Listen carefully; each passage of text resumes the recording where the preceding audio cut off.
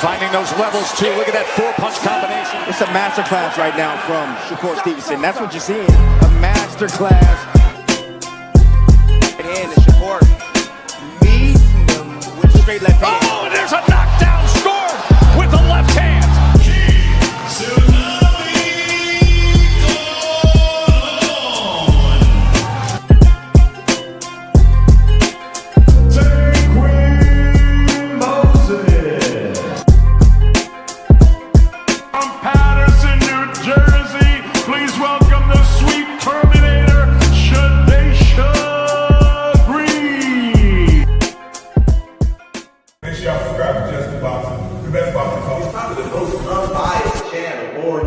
Right now, we're going to give him his just due. Shout out to my brother, Just Due.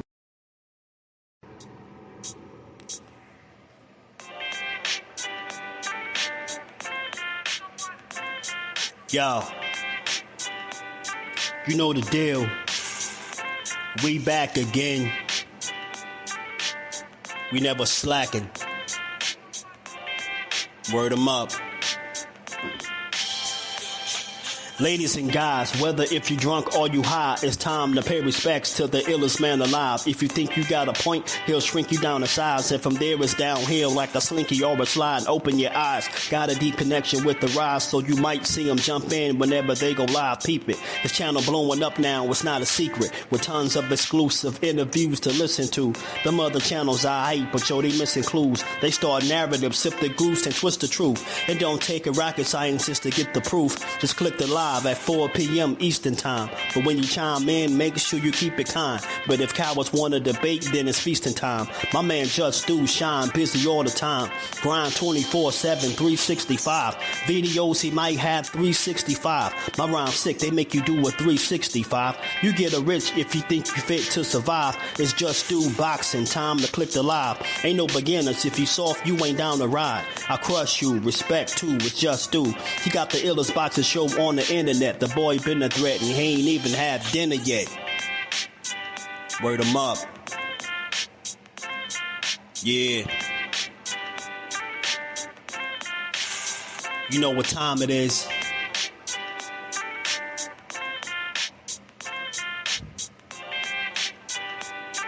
"4 p.m. Eastern.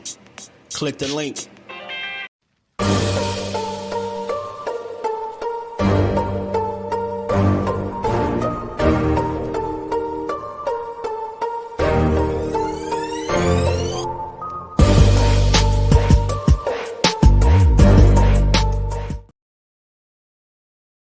What's good? What's good? Salute to the family. How y'all feeling on this good Tuesday, man? We back to build on this boxing and give it its just due how we always do. Y'all already know, man. Double tap the screen for your boys. Sub to the channel if you're new. Make sure you turn your notifications on. Support the grind. And we gonna get to this boxing, man. Told you, man, there's been a lot to talk about in regards to this fight. I've been having fun. I hope y'all been enjoying the live streams and the conversations, man. It's been interesting. Like I said, covering this fight as it continues to build up. And, you hear all these different conversations and, y'all hear me talk all the time, but I like to hear it sometimes from the guys that participated in the sport, man. Different perspectives for sure, and to a degree they sometimes echo some of the same sentiments that I have over here on this channel. They say some of the things that I've said, and it's been cool to listen to these different breakdowns, man. You gotta be honest, man. It looked like it's a nice split, man. It don't look like people are favoring too heavily in one way or the other. I'm hearing a lot of like split mixed picks, but the couple of polls that I came across, family, the couple of the polls, I see the polls are leaning in Terence Crawford favor, at least the two that I came across, which is interesting. And I wonder how much of that is going to be the case as this fight continues to build and get closer and closer. I hear the Vegas odds got the fight even closer, got it almost close to 50-50. Which is interesting, man. It's like that when you have these really big fights and you get closer and closer to the actual event happening. You get the You get the Vegas odds doing a lot of switching sometimes, y'all. They do. And they be switching in the favor of the guy that, you know, that people don't expect to win. You get me? So it's crazy. But we're going to have fun, man. We're going to talk about it.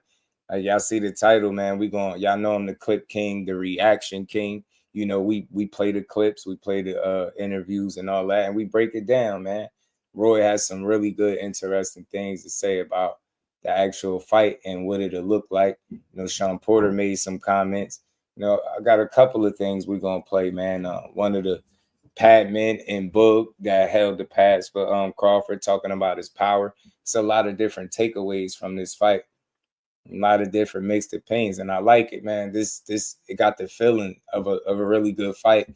And like I said, I don't know why people could be mad at this one right here. I don't see how. I get it. It's a challenge for the smaller guy, but shit, that's what we want to see guys do anyway, right? We always talk about guys daring to be great and standing on business. This is one of those fights, and if he can win, he being Bud Crawford because he's a smaller guy. Or is he the smaller guy? So we're going to talk about it, man. We're going to have some fun with it like always. And we just going to keep building. Do me a favor. It's the 52 people in the building. Double tap the screen. It's free. Hit that like button. Sub to the channel. Make sure you hit your notifications. Turn that bell icon on so you could be notified when we get into this build, man. And support the grind. We're going to get to it. It's going to be a good stream as always, man. Stretched out boxing, what it do, homie? Ghetto Fab, my God. It was good with a big key putting that color in the chat early. Blessings. Fam, my God, man. Appreciate that support, homie. And we ain't never got a box again. Well, Right. well. I already been getting these bets, but now it's time for you to get your just do. Shout out to Big Keith, man. Always showing love to your boy. Court Beard was good with it. Okay, Judah, shout out to the bros. Yeah, Judah, that's my guy. Reef was good, family. How you feel? I had one more solid. I've had more solid comments with people picking Canelo, but they know the challenge by brains than I realized, which I'm happy about. Yeah, B Hayes, what it do, homie? Golden State, what it do? Canelo fans are biased. It's gonna be like that though. Golden State. It's more so like favoritism, right? Like they like their guy, their hometown guy, and they gonna root for him. A lot of those people. That's all it be. You know what I mean? Shout out to my dog behind the hands TV. You know it, man. We on it. We building, y'all. We just doing these vertical lives. We experimenting, man. And we having some fun. So like I said, y'all, double tap that screen. Subscribe to the channel. Let's get the likes up. The likes is looking super disgusting. It's only a double tap away. And we could build, man. Y'all want to come up and chop it up with your boy? We could do that too. Biased folks are more super fans and the supporters than me. Absolutely they are, because they don't know how to speak on the other side. And that's why I've been telling people, when you come through here, you can't call me biased because I speak on both sides of it. Just because you don't agree with my assessment doesn't make me biased. If I could speak on both sides, how both guys could win, how they could lose, etc., right? I try to be as fair and down the middle as possible. I ain't going to be perfect, but we gonna give guys they credit as always. Y'all know my slogan. I gotta give you your just due, you know, and we gonna keep doing that. B Hayes, Terence Crawford, hashtag active squad. You know it. Cut what it do, homie. There's 6 million ways to win. Choose one. You get me? We gonna get to that too. I like what Roy was talking some stuff, man. I don't even like when people are biased with Bud. Bud, my guy, right? Shout out to the Queen Lisa, man. Always great to see you in the building. Let's get to it though, man. Like I said, I appreciate y'all rocking out with me while we've been building on this fight. And y'all notice, like, I've been making it a point to try to deliver a different conversation or a perspective, even if it ain't coming directly from me, right? Thinking stuff, good content out there, good conversation surrounding this fight that people should hear. You know what I mean? When you hear the greats of the sport speak, right? The Roy Jones Juniors of the world, right? Andre Wards of the world, right? You kind of, you tend to listen, you tend to hear them out. And Shawn Porter, like I said, he did an interview, a shorter interview. He had some things to say as well, man. All of these guys, they know their stuff, these guys know they're boxing for sure. Like I said, double tap that screen for me. Do me a solid. Double tap your screen. Subscribe to the channel. And if you new, say what's up. Don't be shy. Say what's up to your boy. And, we're going to have some fun with this, man. So always Always a good conversation over here, man. Always. Yeah, but I like this one. Roy says some things that I like, man. I ain't really hear nobody touch on the way he, broke this down. Benjamin, what it do? Say Canelo gonna win? I ain't mad at you at all, bro. Canelo very well could win, bro. It's just that kind of fight. You won't get me to arguing with you like, nah, bro, it ain't no way he could win. I'm going for Crawford, Benjamin, but I know how dangerous Canelo is. You feel me? Dre, what it do on me? Say we need to forget about all this weight talk. Nah, Dre already said it. If it's so true, Bud is just cutting less weight. That power is going to travel nicely. Hey, man, Dre. Hey, man, they've been talking about it. I think the closer and closer it seemed like the weight be seeming like less and less of a thing, less and less of a factor. And now you start to focus on more of the skills, the strategies, the physical advantages one guy might have over the other, shit like that. So it makes for a very fun, interesting chop up and conversation always, man. Shout out to my bro, Cal Cooler. How you feeling, Cal? Appreciate you pulling up as always. Like I said, y'all, if you got a wrench in the building, make sure y'all remind the chat to hit that like button and support the build. Turn in notifications on, all that good stuff. So I ain't got to say it a million times on the stream. Let's go with some of the top pressing items. I know you've talked about it in the past with Canelo Crawford, but your official analysis and prediction for this fight, Roy, let's hear it.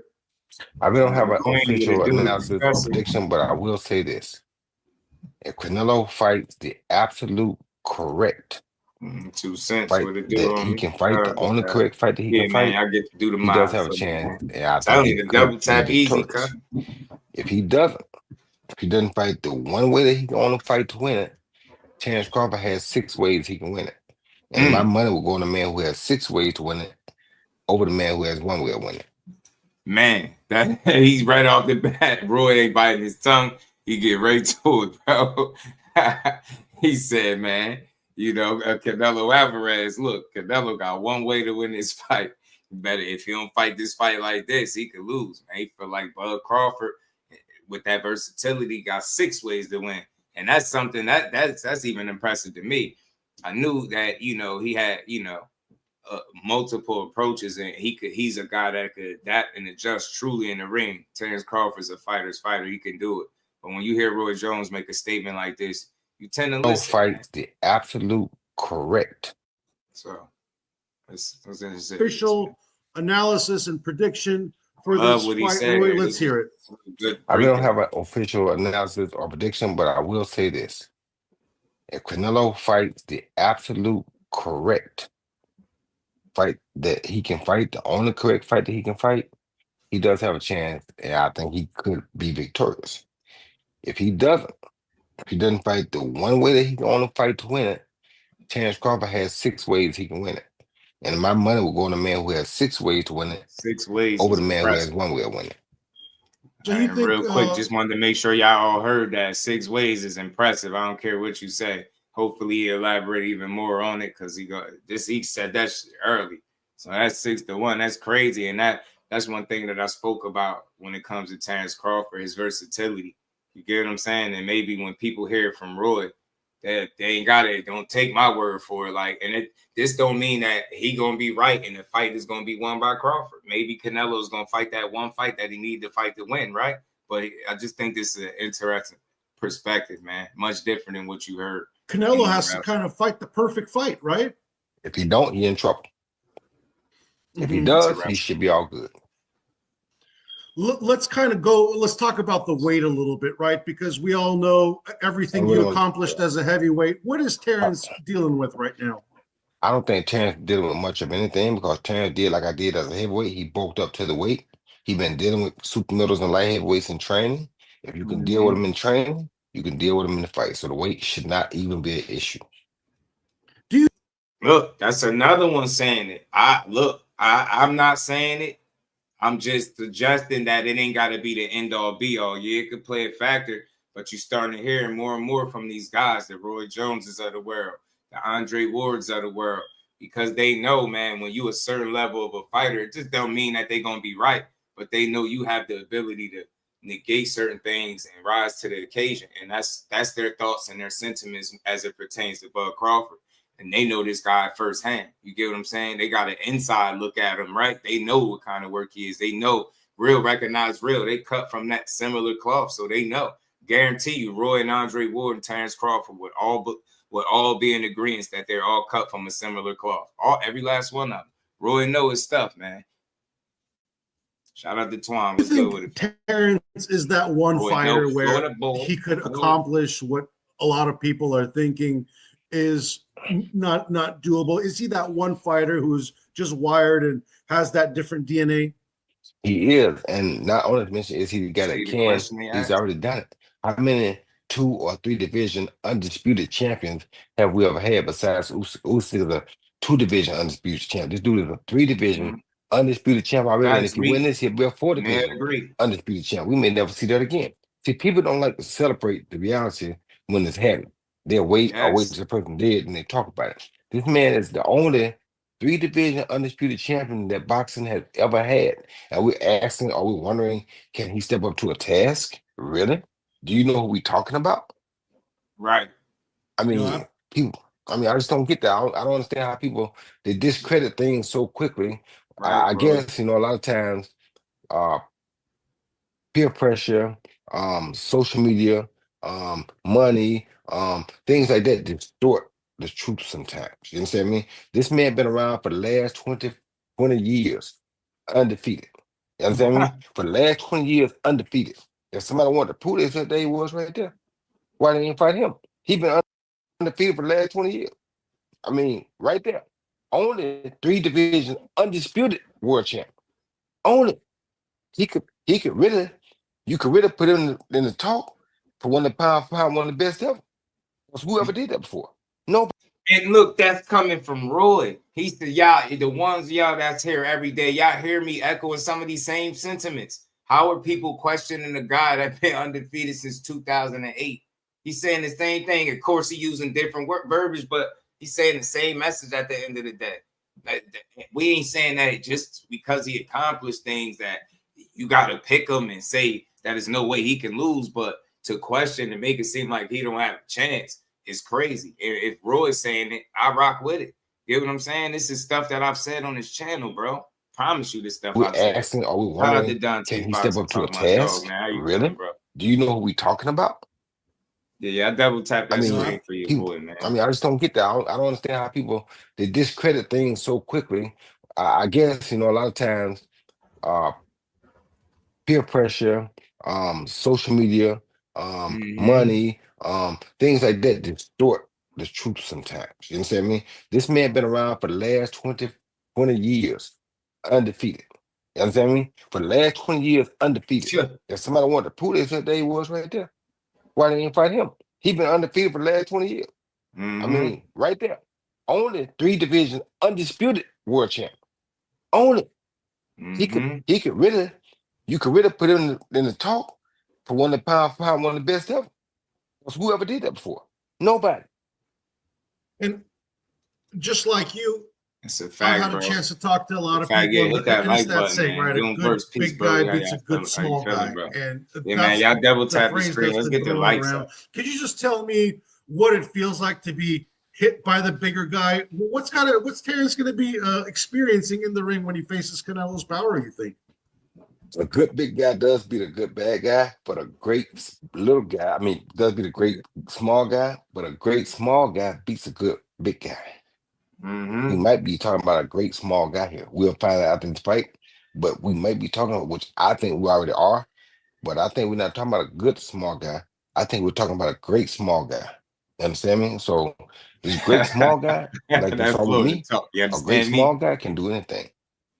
I love it, man. Said from a real one of the realest, one of the absolute best that graced the sport. And Roy Jones, win, lose, or draw. You knew he was the guy when he was the guy. You knew that. You knew it. And you very well knew, like I said before, if this man wanted to go and retire undefeated, he could outside of the little disqualification. But you get my point. He could have just continued to beat that absolute hell out of people.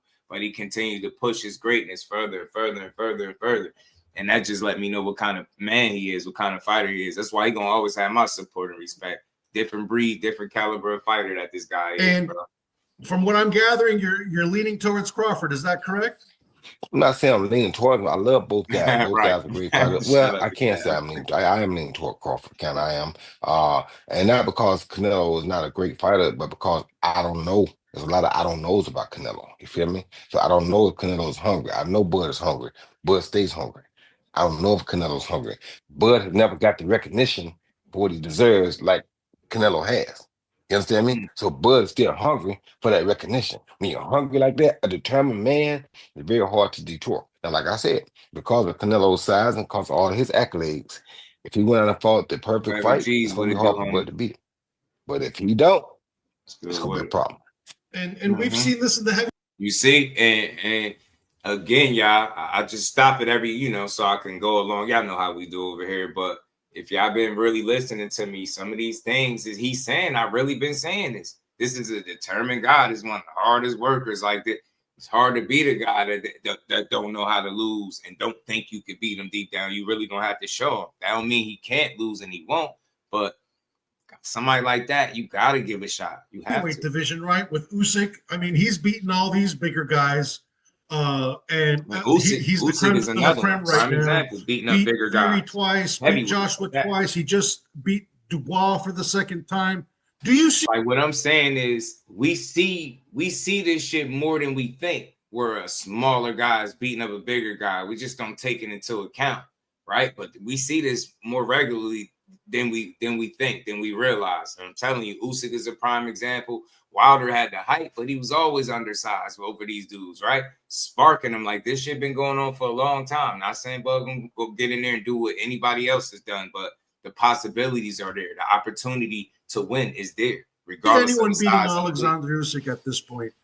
No, I don't see nobody beating him at this point. But the best likely suspect is Joseph Parker.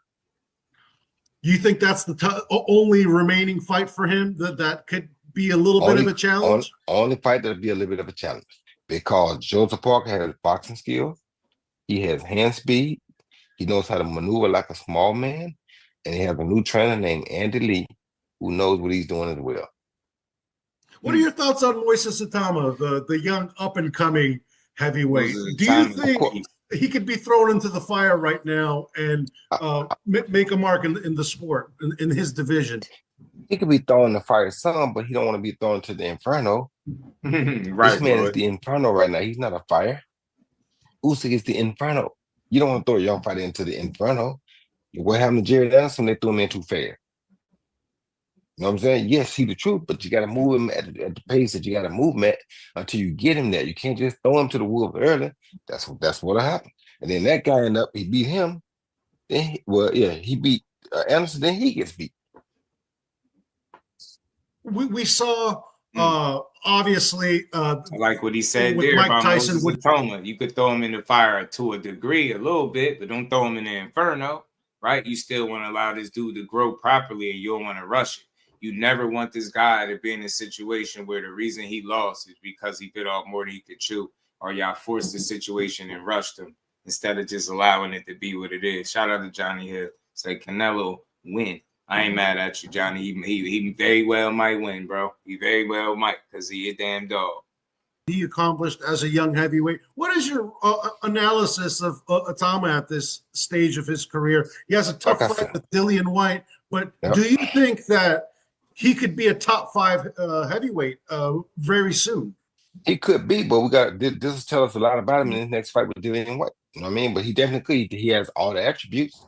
He has all the things we look for in a young champion to be that. So we'll see. But Dillian White is a great test for him, and we'll go from there.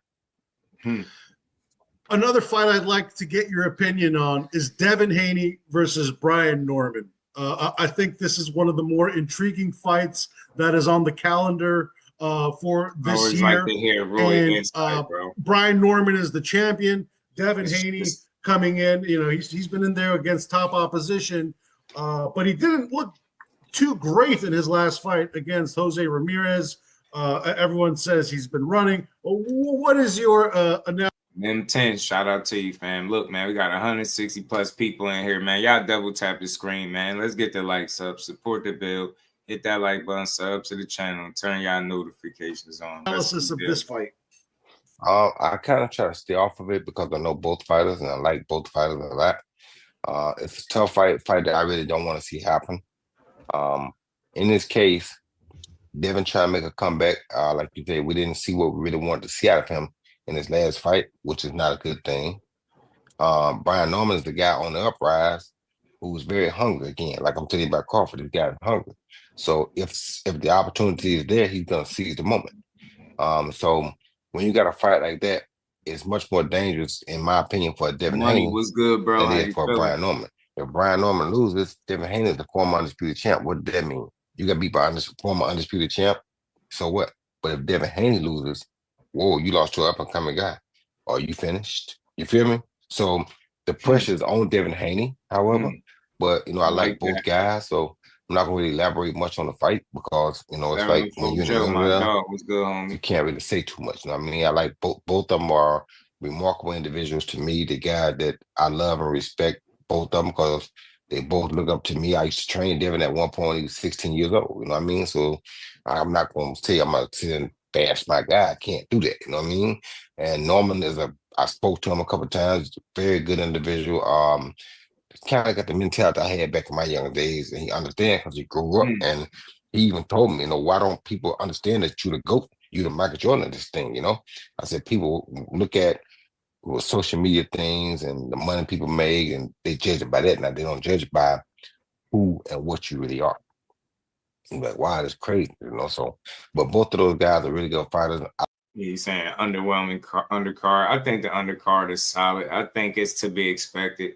I think they gave us a really good one with and Billy and Lester Martinez, and I think the Callum Walsh and Fernando Vargas fight is pretty decent on that card. It's okay. It could it have been better? Yeah, but I would suspect it's only going to be bust so crazy because they're going to make sure the main event completely shines, right? They already got a fight that could potentially steal the show with Lester and Christian and Billy, but I think that it's a solid card, right? Those top two guys getting paid a lot, so I get it. I don't want to predict the fight because I like both of them too much for that. And I told Norman it was possible at one point that I might have trained him for the fight. You know what I mean? But he never called back, so I ain't really bothered. But it was a possibility, and I want to let him know that because he said he was going. He was paying my training dad for the fight. Pay for the knowledge. I got to bring him to college. So. Absolutely. And before I let you go, Roy, we got to talk about it, right? We don't.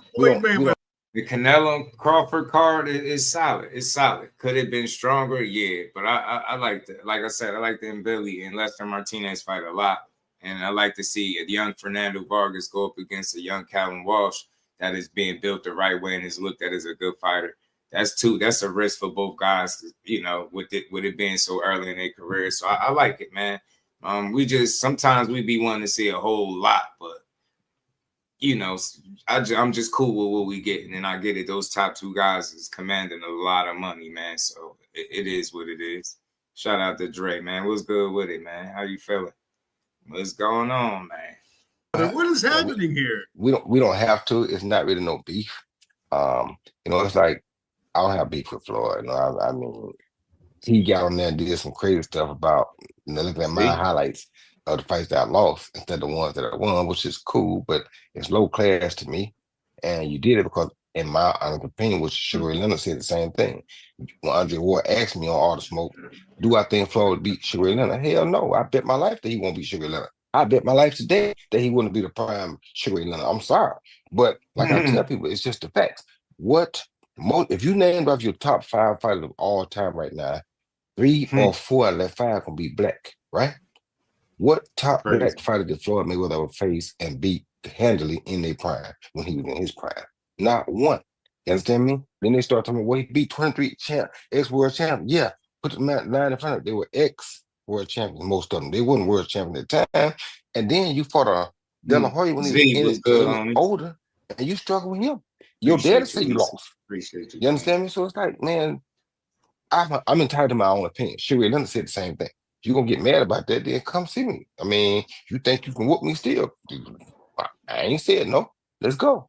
So it's just like I'm like, if you're gonna get mad about my opinion, come on. I fight for a living. I don't do all that cherry picking. I fight. Roy said, If "I it's fight." beef, you Come want to on, make it beef. Come on. You ain't got to do all that. Come on. You know, if I wanted Roy. to be honest with you, if I wanted to be messing with him, I could have did the same thing he did. Like he Yeah, Roy said, "Hey, ain't with all this talking, man. We can fight." Roy old as hell. He's still with the smoke, bro. Like, we gotta love him, yo. Gotta love him. Mug 805. What's good with it, fam? So I think Crawford will shock the world. I'm with you on that. I second that motion. Jose Estrada, he said, draw. I've been hearing people say that it's yeah, my possible highlights because on me look the getting money. knocked out the fights I did lose. I could have got a book and start reading. What he gonna say? See, Roy went in, he take a Yeah, shot. and you know, you worked a lot of the HBO cards, King right? Crawford, Just curious, like did your you Roy guys always have a Jones. good relationship during Yeah, those days? yeah, we did until he got mad because I said that about Stewart. But even him, back 5 years ago, I saw him in Dubai. Yeah, He that was was like, "Hey man, surgical I chose beat to down. the Some people." He said, "I surgical chose beat. currency over legacy." But if you chose currency over legacy, then you're gonna talk about how Ali wasn't great. You ain't the great Ali ain't the greatest of all time. You lost me right there. You know what I'm saying? So if we were a friend, you lost me right there. Now I look at you different. How you gonna tell me Ali ain't the GOAT? Who in this right mind in this world tell you Ali ain't the GOAT? Ain't feeling that. Especially when you didn't go do what he did and play King of the Hill and dominate like we did. So how you gonna call you made more money than him or more money than anybody else? You think that makes you the GOAT in boxing? No, it does not. Face the facts, brother. No.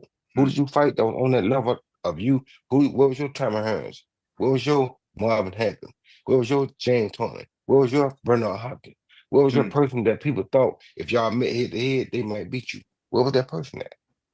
The ones that you Yeah, struggle with, nobody expected them to beat you. And you struggled Pacquiao. with them. What was your guy that was on your level when you did it? None. Canelo, he was young. Who else? Terence back there all the time. You never fought him. and of course he fought Pacquiao, but everyone says it was way too. But no, ain't everyone. He got knocked out by Marquez. That's the facts. It's what the truth is. Ain't what everybody say. Marquez, Pacquiao fought Marquez four times. Plus He fought sports, let's Morales do, 2 or 3 homie. times. He fought You feel me? Guerrero 2 or 3 times. He fought anybody he could fight that was on that level with him. He fought him Ozan, at shout the out time to to you, fight him. fam. So I in my double humble tap that opinion, screen for it's you. almost safe to say that Pacquiao has had a better career than he has. He didn't make the money he made, but he fought the fights that were supposed to be fought when it was time to fight. You understand me? He didn't wait 5 years or wait till this got lost for you. No, he fought him when it was time to fight. That's what King of the Hill fighters do. Now, I'm not saying you're wrong for Roger, what you what's good, did because you homie? made more money than anybody ever did. That's cool. But stay over there on that side. Don't come over here talking crazy on this side because you didn't do it on this side. Roy You ain't did on beat. that side. You understand me? Come on this side, it's going to be a little different. So don't talk like you dominated this side. You didn't. Roy ain't going. Roy said, "Don't talking like you dominated over this side because you did." But that's just, man, that's just ego pride, man. That's just two alpha males. They're going to go at it. They're going to talk trash. The fact of the matter is they both was great. I don't care who people think was greater. I don't care who people like more. At the end of the day, it was two of the best fighters in the game of in the sport of boxing. You get what I'm saying? Roy was an absolute phenom. You know what I mean? He pushed his limits, like I said, further and further and further. And Floyd just finessed the game. You know, Pretty Boy was putting hands and feet on people, man. And he turned the money, learned the game, started making more business moves, making sure that he could sell a fight, had a good dance partner, man. He made that shit work for him, bro. They both had unique paths in the sport of boxing. And you can't take nothing from them because they legit real fighters. And it was looked at as the best guy, you know, in their day. At the absolute best, they looked at the best, you know what I mean? So it's all good, man. That's why I You don't mentioned join in nothing Pacquiao, Roy. personal. I like Your both of them. I assessment get of it. his They're gonna talk their performance shit a at little bit. 46 against Mario Barrios. So what do Yeah. you make of it? Hell of a performance at 46, and I really thought he did enough to win the fight. I honestly thought he did enough to win the fight, but that's a hell of a performance at 46 years old. And I honestly thought he won the fight. You think he could cause trouble to the Haneys, to the Normans, the young guys coming up, Tiafimo, Ryan Garcia, Tank Davis? Do you think he could Well, go put through it this murderer's row again? put it like this: he's not gonna go through that murderer's row again, no. But he can pick and choose a few of them. A few of them, he gonna give them all they That's want. a Now, fact behind the some of them hands. gonna be the That's ones I that are agree mature like they're wholeheartedly supposed to too. at their age, and they still have the youth. They're gonna beat him because he's not that age anymore. You understand me? But the ones that are struggling with their identity, and with where and who they I are right spot now, with it he'll beat going. most of them. And could you just take us through? I mean, you fought well into your 40s as well too. Well, what does Pacquiao 50s. feel? I fought to Absolutely, my 50s. absolutely, you did. And can you just take us through what it's like to be fighting at a more elder age? The best thing about fighting at an elder age is that you already know that people saying you can't and you shouldn't. And for a real champion, those are the things we love to hear. We can't and we shouldn't. You understand me? When I got ready to fight him, they said you can't beat him and you shouldn't do it. And that's what really made it even more fun for me. So for Pacquiao, I know what he's going through right now. People say you can't, you're too old, and you shouldn't. And look, he should be world champ right now, 46 years old. You feel me? So when you're going through that, it's hard because, yeah, your body isn't the same. You got to treat it a little different. You got to respect it a little differently. But at the same time, the mind is still there and the heart is still there. You got that mind and that heart, you put them two together, that creates drive.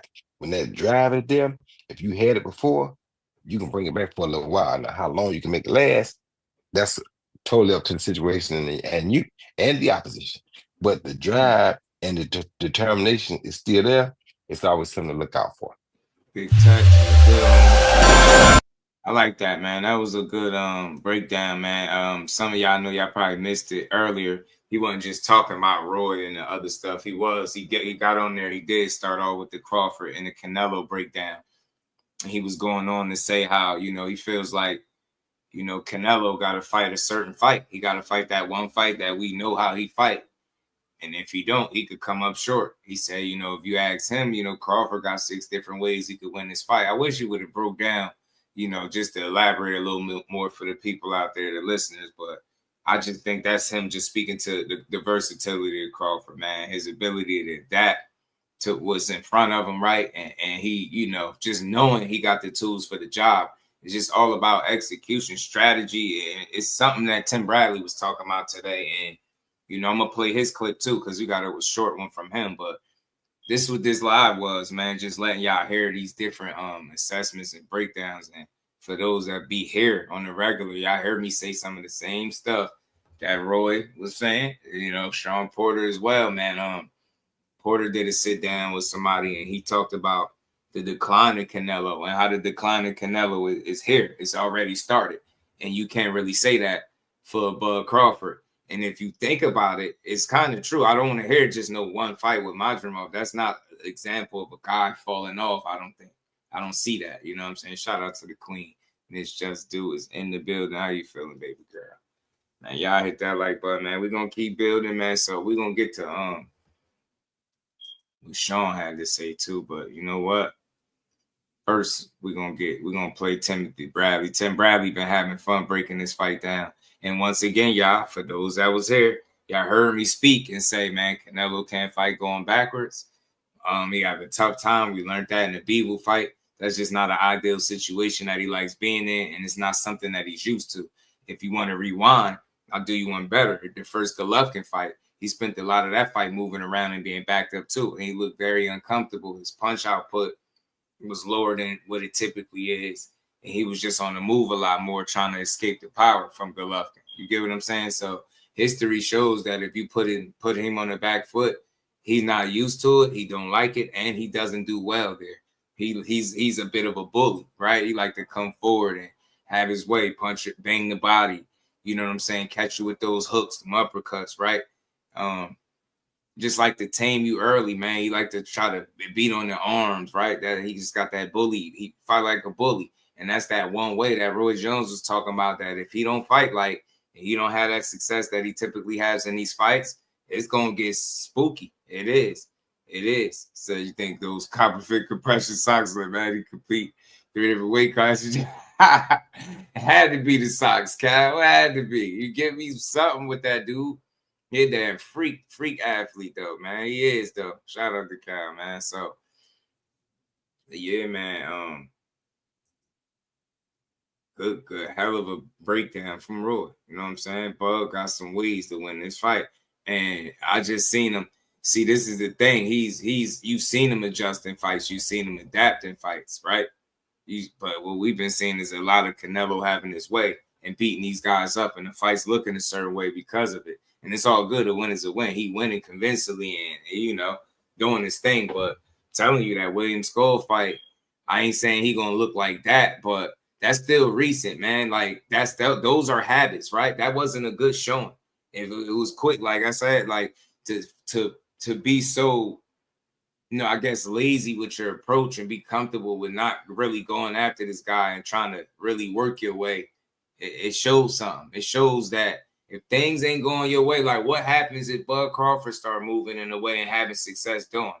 How do you behave then? Because we seen what you did with William Skull when you didn't like the movement that he was doing. Teach was good with you get me? So what do you do? Right? Do you box him? Do you box him? Do you cut the ring off? Do you stick to it? Or do you get frustrated? Start huffing and puffing? And do you become hesitant on the trigger like you did at points with William Skull because of the movement? And he was countering you at points. You get what I'm saying? So it's an interesting dynamic. I can't wait to see it, man. I just hope we get a classic like I've been saying, bro. I truly do. Man, but let's hear what Tim Bradley had to say. Y'all double tap that screen, subscribe to the channel, support the build. We're going to keep getting Yo, Tim Desert Storm Bradley, you already know the rest. Hey, you know what?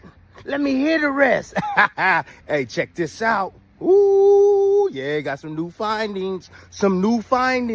Early this morning. It's going to sound crazy in the mug. It's going to sound crazy, but this is all about strategy. That's what it's about. Strategy and tactics, man. Check this out, people. Yes. Peep game. Yes. Yo, look. You put Canelo on his back foot, he's a different fighter. Funny, bro. A completely different fighter when you put him on his back foot. Yeah, he can move a little bit, but yeah, he likes to come forward with that power. But you put him on his back foot. Let me tell you similar too. Remember, you know this guy named Usyk who put Fury on his back foot? Yeah, push the pace on him. Yeah, with volume, feints. Put Canelo on his back foot, Crawford. That's what you got to do. You got to put him on his back foot. Hell to the damn yeah. That's how you get it done, man. That's one aspect that you're going to have to do. And hey, I would advise you to do it as early as damn possible. Do it as early as possible because guess what? If you do that, you're going to get control right away of the judges, right? They're going to be looking at you. You're going to dictate the pace. You're going to dictate the flow of the fight. You got to have him react to you, not you reacting to him. That's how you gain control of the fight real quick, real soon. Get active with that jab. You don't necessarily have to come out in the southpaw stance. You can come out in the orthodox stance. You know, what's the punch that always hits Canelo all the time? Easy work, the jab. Triple G was able to land his jab over and over. Floyd Mayweather was able to land his jab over and over. Bivol was able to land his jab over and over. You control him, you push him back, you walk forward. Anytime Canelo give you an inch going back, you take that inch going forward. That's how you going to get this done. You're going to have to be brave, my man, Crawford. You're going to have to be brave. You're going to have to be on your P's and Q's when you're walking forward as well because he will snap back. He will snap back with them left hooks, right hands to the body, or looping right hands over the top, or even straight right hands. Sometimes he might even come with a two-piece combination. But you got to put him on his back foot as often as possible, man. With your how cerebral you are, with your face, with your movement, snapping that jab, being very authoritative with that jab. Bam, sticking him with that jab and forcing him on his back foot. Make him pick up his feet, Crawford. That's what you do. Make him pick up his feet. And hey, if that doesn't work after a while, it stop working, then you got the southpaw you can go into. But you can dominate this fight right here. You can dominate it in the orthodox stance. I'm telling you right now, man. For real. Believe me when I'm telling you this, man. Okay? Anyways, man, I just want to share that with y'all fans. That's it. Crawford need to dictate the pace. Crawford need to set the pace on the onslaught at the beginning. At the beginning. Anyways, man, look, that's my time. Y'all think I might be crazy, but shit, I know this boxing stuff, bro. I'm telling you like the back of my damn hand. Push this man back as often as possible. Anyways, that's my time, and I'm out. Nah, that's real, man. Like, nah, that's real. The stuff he's saying right there is very real. Now look, he's not saying that shit is gonna be easy. But I'm willing to bet you if Terence Crawford could find a way to push Canelo back and not just allow him to have his way. Then that's an interesting element in the fight because it's not something Canelo likes, right? And in the few times that you've seen it happen, he's not the best doing that. He's not the most comfortable going backwards and fighting off that back foot. Like I say, he like to come forward, apply pressure, make the ring small, you know, rip at the body, come up top with those uppercuts and those hooks, those the occasional jab, but he don't really switch up his approach from fight to fight. And you can't tell me he has. Like we seen it fight after fight after fight after fight. I've seen more versatility and tools from Crawford. Will that result into a win? You know what I mean? On Saturday, we're going to find out, you know, but I like the different breakdowns, man. So they all saying things, and it's all coming from, you know, world-class Hall of Fame type fighters, from Tim Bradley, talking about pushing back, keeping him on the back foot. That's real. I know it's tough, y'all. Like, it's hard to see him just going in there doing that. But I just, the more I think about it, y'all, like, all this talk about weight and, you know, bigger man this and bigger man that, man. Oh no, y'all. Hey, man. Hey, y'all. Hey, listen. Size don't win fights, physique, muscles, none of that stuff. We know it. Resumes don't win fights alone. We know that stuff. But I'm just saying, y'all, do y'all see what I see or not? Is it just me, or is y'all picking up what I'm putting down? Is y'all seeing it? Like I know somebody gonna say, well, he got a hoodie on, so, but nah, look at it though. Like, is he really the bigger man out there? I don't know, man. Canelo has trouble when his game plan fails. Fructose Guardian, shout out to you, fam. Talk to him, man.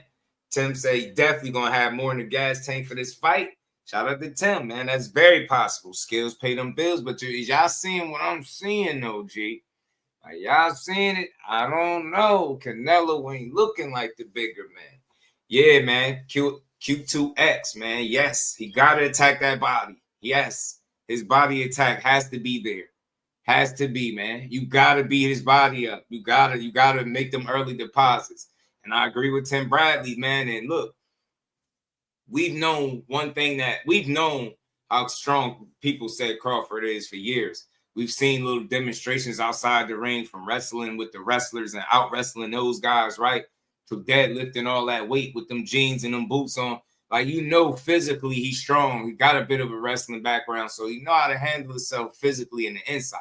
Like you heard what you know, what Spence said and many others, like, yo, you couldn't move him around. Who was that said they was sparring him and they just couldn't? They thought they was gonna move him around. They couldn't do it. Said he really strong in there. Like, you hear this from everybody, and these are bigger guys. Ain't even sparring with the likes of a Lester Martinez, who's a true 68-pounder. I know it's different with the 10 ounces and no headgear. I get it. But the best way to prepare for anything, right, is to practice. Ain't it? Right? You practice this shit. That's what you do. You practice. So I think he's been putting in the adequate work, and that shit will yield, I think, interesting results. Whether it be a win or not, I don't know, man. But is he the bigger man? Yeah, like, I don't know, bro. All this bigger man stuff, I don't know, man. I ain't seeing it.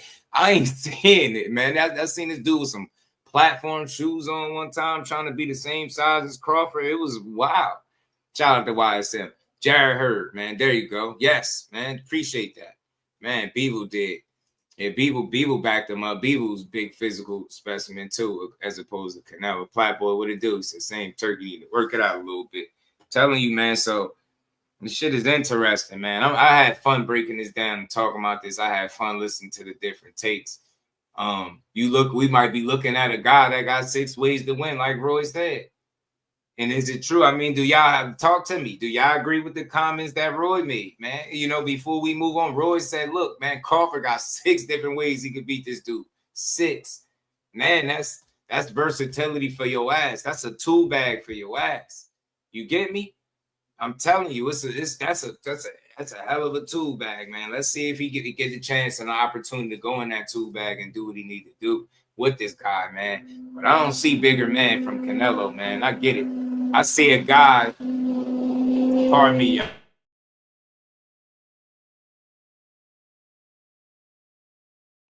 my bad, y'all.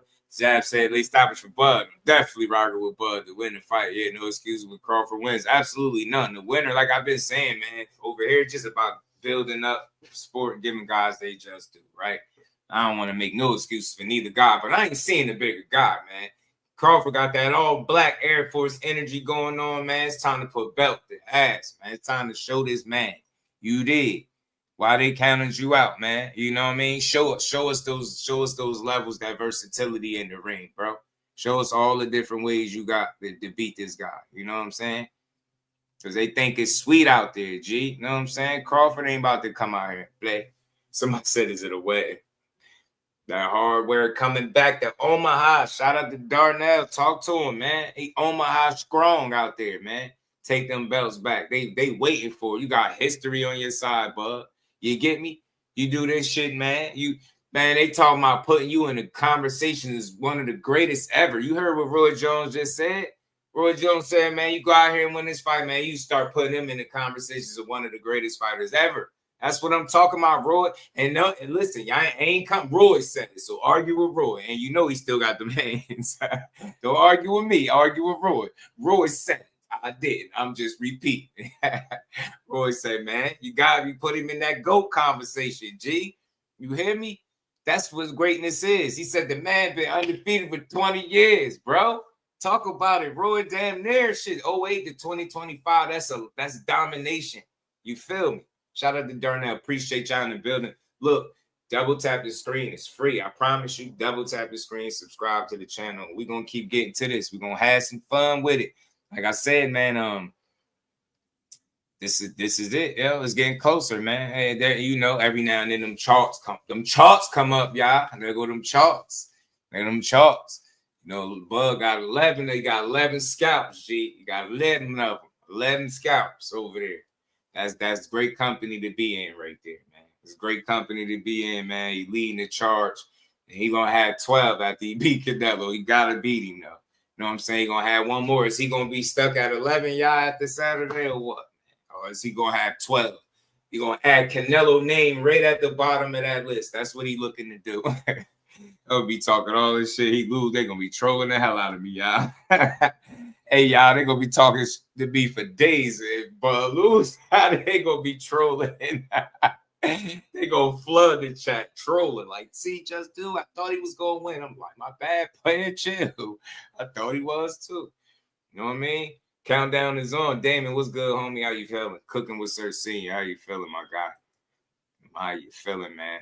QX said in the last couple fights, Carl been the only one that's been throwing punches in bunches. Yeah, man. Canelo's jab, hooker, jab, right hand. The last fighter, Bud, fought like that with Spence. Hey, man, AQ. Okay, talk about it, man. Talk about it.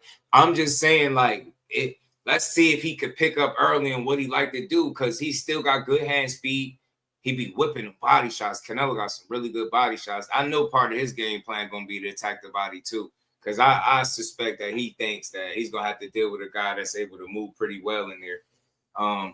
At least that's what I think. Ain't nobody standing there. I just hope he, man, show his ass angles, levels, and layers, man. All over his ass. Hell no, ain't nothing sweet about him. But the name, Cinnamon, that's it. Cinnamon might be sweet, but he ain't. You hear me? Shout out to Killer B. Nah, ain't nothing sweet about Canelo, man. Nothing. Nothing, but man, he in there with a real one. Cinnamon looking small. Hey, David. Hey, man, that's why I be having these pictures, bro. I was just saying. Because I'm like, yo, they keep making all this big deal about who big, who small. I'm like, that picture, and these pictures be recent. Like, so what we talking about? I don't know, bro. Man, there's people that's saying that he ain't the bigger man. I'm telling you, he just got there first. He got to be by the window with that weed whacker, bro. Yeah, so look, like that stuff Bomac was saying is ringing in the back of my mind, bro. He just made it to 68 first. What if that's what's really going on, y'all? What if he ain't really the big? Because look, one came from 35, and one came from 140. It's not that much of a difference between 35 and 40. You get what I'm trying to say? Well, I really, truly believe wholeheartedly Canelo Alvarez is a 60-pounder, right? At best. Maybe he obviously can't make it no more, but I think he a bit of a blown-up 68-pounder. He's not a natural 68-pound fighter. because he didn't start there. He gradually moved his way up. So, you know, people make it seem like he started his career there. He did.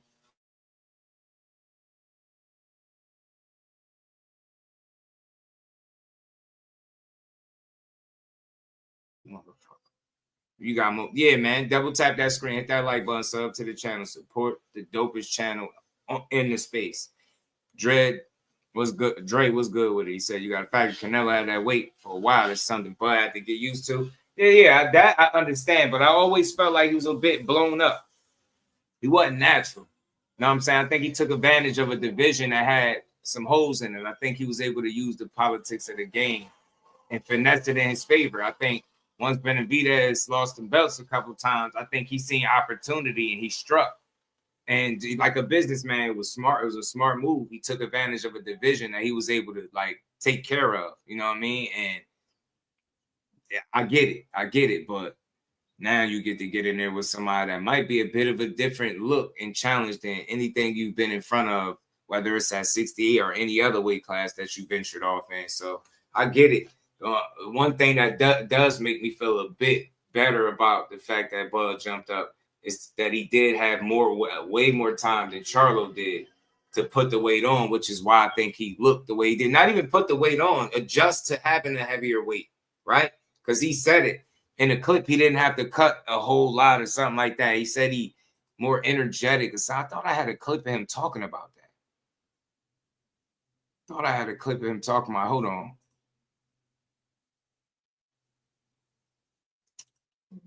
Who Israel would it do, family? Yeah, winner, boxing fans. That's a fact. Boot cut trousers. That's you still. It looks like you're transforming your body already. What's the biggest difference you've seen not having to cut that weight? Well, I got more energy. You know, I'm more happy. I can put in more work. You know, I don't got to cut muscle. I can fight at, you know, in my natural way, things like that. You see what I'm saying? He said, you heard what he just said? Key word. You heard what he said at the end.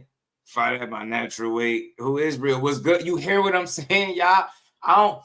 This would be the greatest trick pulled in a long time. I'm trying to tell y'all.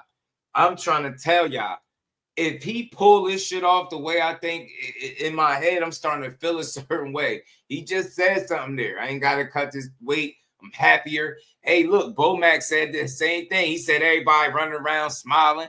Man, hold on. How you feeling, Coach? I feel good. Hey, team is sharp. Every fighter that's fighting next week is sharp. Coaches is looking good. Good attitude. Look at the camp. Everybody got a little smile on their face. You know why? Because we know we're going to win. Yo, you gotta love Bomac, yo. You see, they said it seemed like they in sync without even knowing. Crawford talking about smiling, feeling happier. The Bomac over there talking about everybody got a smile on their face, attitudes is right. I'm telling you, that shit, the fight about to be won in camp because he put in that dog work. I'm putting this shit into existence, man. If Crawford lose, I'll be here to cry with y'all a little bit, you know. Y'all could tear me up. I eat my crow. You know, I eat my crow. I just give me some hot sauce or some barbecue sauce or some honey mustard with my crow. It'll be all good. But we're going to have some fun with this. Boxing fans win, like my man Who Israel just said, bro. But you hear him. I could fight at my natural weight, y'all. I'm telling you, this is going to be one of the greatest Jedi mind tricks ever pulled. Bud had the entire world focusing on weight, talking about how small he is. He going to mess around, get in there and be a much different challenge than people anticipate. Watch. I hope so. I've seen it before. I think he could prove people wrong. Win, lose, or draw. I think he could prove you. I think he's so talented. He could prove you wrong even in a loss. He can. I think so. I really do. I do. But let's hope he get that hand raised, man. This, like I said, y'all, this would be a hell of a trick pull if he could convince the world, yeah, that they was focused on him just being a smaller guy. Whole time he right where he should have been. Remember how we be saying guys should fight at they walk around weight or close to it? Something tell me that's what he doing right now. Do you get me? Think about something, y'all. How many times have we said that when it comes to these fighters? Man, he need to go. He need to move up. He need to move up. He need to fight where closer to his walk around weight, man. You get what I'm saying? Fighters need to stop killing themselves. This to be the time that he did it, and he had a nice amount of time to focus on it, right? Where it's this, I don't think it's rushed. You know what I mean? Of course, it might not be the ideal situation because you probably want to actually get physical fights in at the weight class before challenging Canelo, but we know that wasn't the option. But like, I'm gonna just take it now. But telling you, it's possible, bro. It's possible for him to do it. It's possible for him to have tricked everybody and had them thinking about him being a small guy. Like, look, we seen this shit. So look, family, we ain't see this at welterweight too. We seen it at welterweight. We seen it at welterweight, bro. We seen it at welterweight. They was like, man, he lighting the ass. And he came through knocking everybody out. You get what I'm saying? Then they start changing the narrative. Now all of a sudden it's Snack Strong and Victor Conte and Undetectables. You get what I'm saying? All that tunes switched up when they seen how he was mopping people up. And then they started dismissing all the fighters that he was beating up. It's crazy. So telling you, man, we seen this story before with people focusing on just size alone and constantly saying how small he is. He's a small guy. He's a small guy. Yeah, he coming up weight classes this. Man, he might have people fooled. I'm just throwing that out there as a possibility. I'm not saying it's a fact. I'm just saying it could be possible that he done tricked people. Yeah, he been making these weights, dominating or beating people ass and making money right for the right reasons, being smart about it. And striking when the iron is hot is what I think he just did. I think this is an opportune time for him to be fighting a guy like Canelo. I could be wrong, bro, but I think interesting time. You could call him old, but he's a preserved guy. So much so that you hear them coming out with these injury stories now. Oh, his shoulder flaring up. The last 8 to 10 weeks, his shoulder been bothering him. Like, I don't know, because I seen this clip. It didn't look like his shoulder was bothering him. They said that's fake. Come on now. Come on, man. We working, Shoulder man. weird, man. That's a little hard work. No, It ain't nothing. look, dude, like, he ready to go, bro. You get me? But like, he ready to go. Technique, what it do? Forever G's, what's good, homie?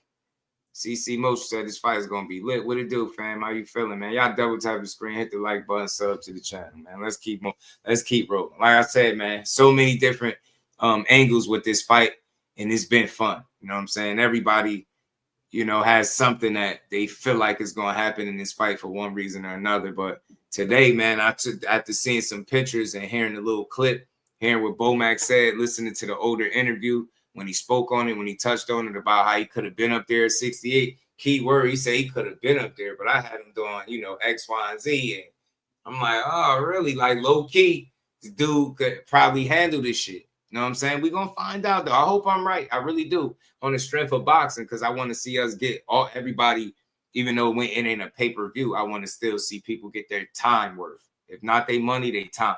They ain't making us pay money on this one. If you already got Netflix, so hopefully we get our time and energy worth.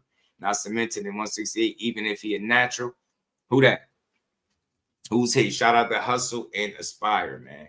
Shout out to he's not cemented in 68. Which one? Bud or Nello? Which one you talking?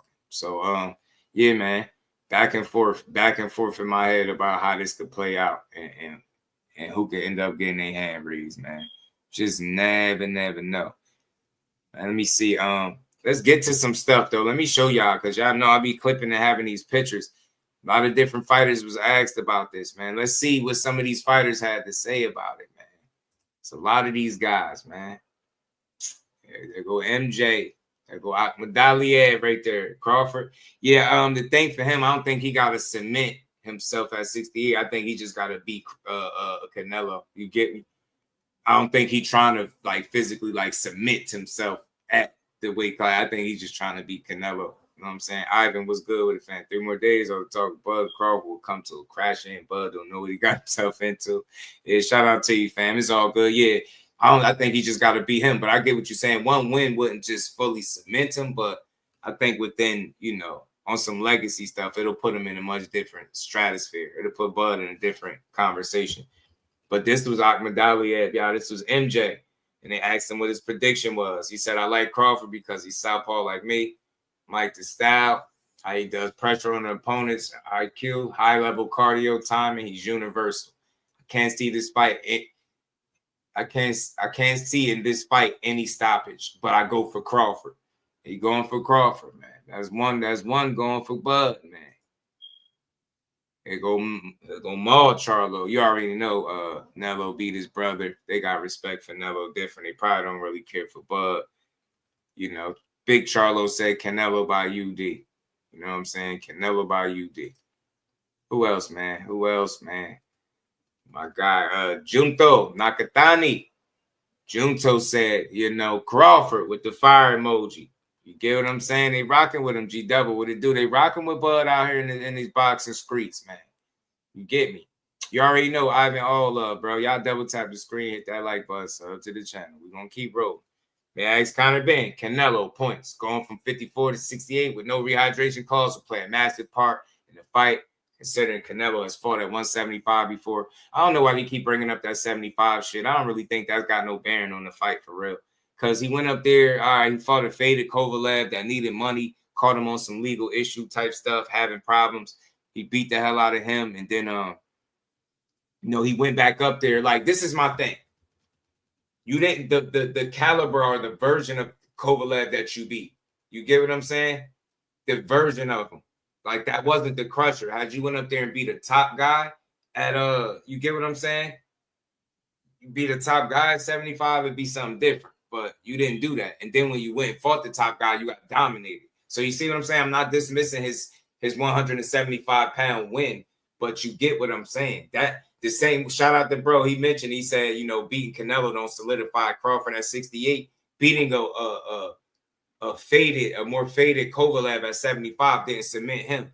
But if he'd have came back up there, well, he would have beat Beevil, something different. You had a different conversation, but he lost. You see what I'm saying? So I don't really weigh that in this fight. I don't really factor that in that much, that 75 shit. I get it. He went up there and got hit by bigger guys, but he got beat up. Kovalev looked like he was pulling his punches. I remember Badu Jack, who's an actual real legit fighter, said the fight looked fixed.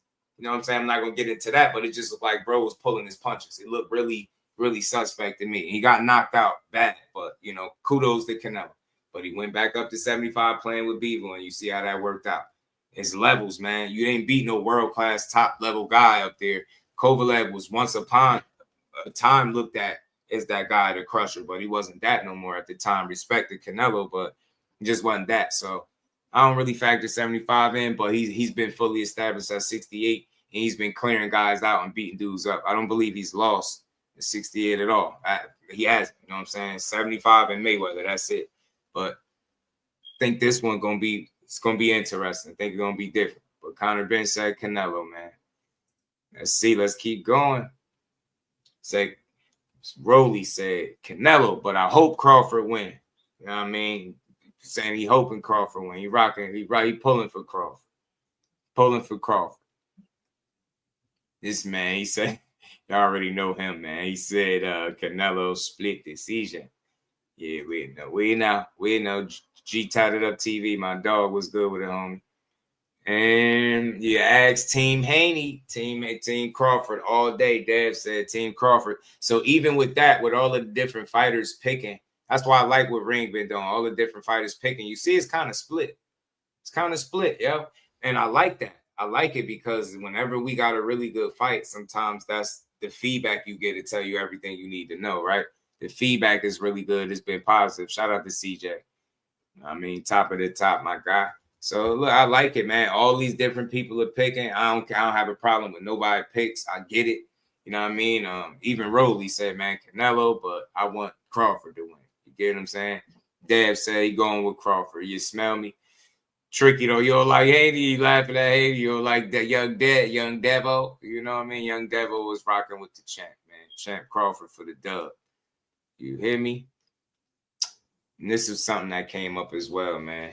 Who lands more punches? Arena Peace Queen, how you feeling? Good to see you.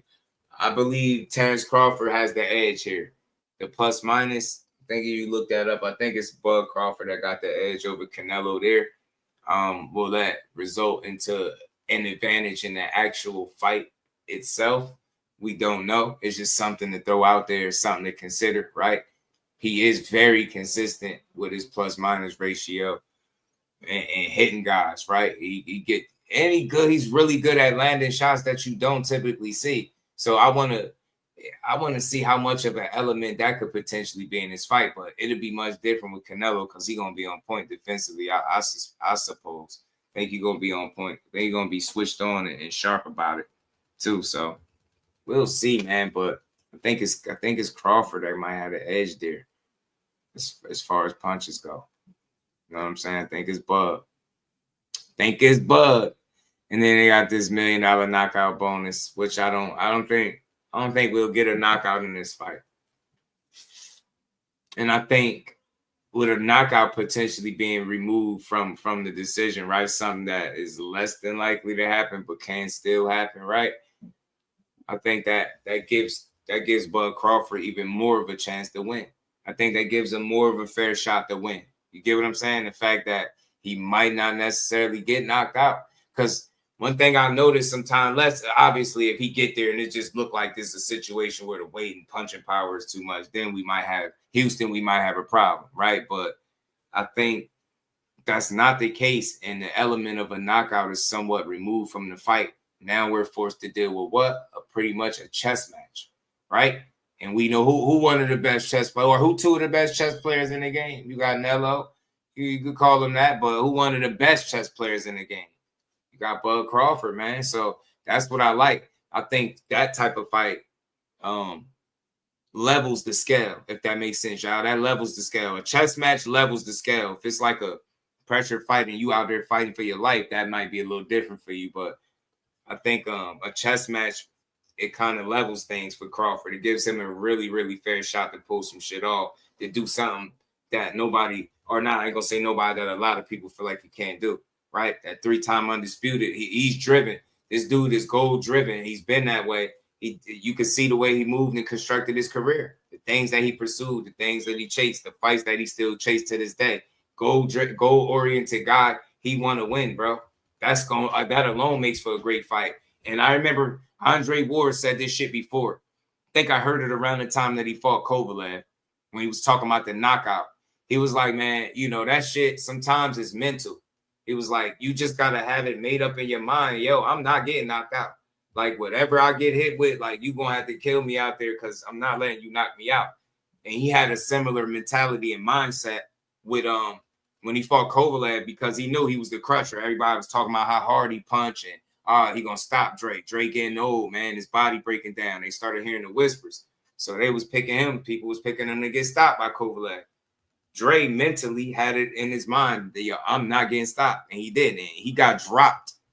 And, you know, I know that was a quick scare, but he got up and fought back. And I think Crawford is capable of achieving and like thinking that way, having that type of mindset and mentality, going to that place, whatever that place is that you need to go mentally, where you like, bro, you got to kill me in here. Like, I think he can get there.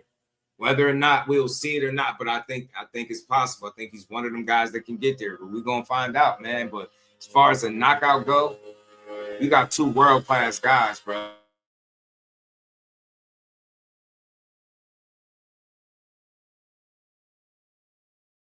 My bad, y'all. It's not cutting grass outside. Godfather Team Mania, he said one of the realest. Gotta respect this, man. Shout out to you, fam. I appreciate that. Band up. What it do, homie? Are you feeling? Peace to the Queen. Arena knockdowns matter. If so, Canelo got knocked down. Can he still come back and win? Vice versa. Yeah. Shit, man. So this is beautiful. Canelo's fight for a country, not an Omaha. I don't. BTS in the bar. I don't get your I don't get your angle. Shout out to drinking. It's a great analogy, man. Shout out to you, fam. Crawford will be the first to stop Canelo. Shout out to Thomas Jones. He come in, talk that talk. Put that energy in the air, man. Bud Barber said, Bud think he the best at everything. He can cut hair better than that, man. Right? You get me just on some competitive stuff. So look, man, knockout, it can happen for sure. I want to be very clear, but yeah, I don't know, Shay Q. That's a little different. I don't know what kind of energy you on, but I ain't about to say F Omaha for what Omaha did to me. Nah, Omaha, he represent. You got one of the best fighters in the world that represent Omaha at a high level, man. I don't know. I don't have that type of energy. He repping for Omaha. They might not be a whole country right behind them, but at the end of the day, I think the goal is still the same. You get what I'm saying? It's real for him over here. Like, that'll mean a lot to that small town of Omaha where he's from. You get what I'm saying? So Man, yeah, I think that anybody could go down, bro. Anybody could be knocked out, no matter where they from and who they are and what their background is, what their ethnicity is. Or any fighter could be knocked out with the right punch.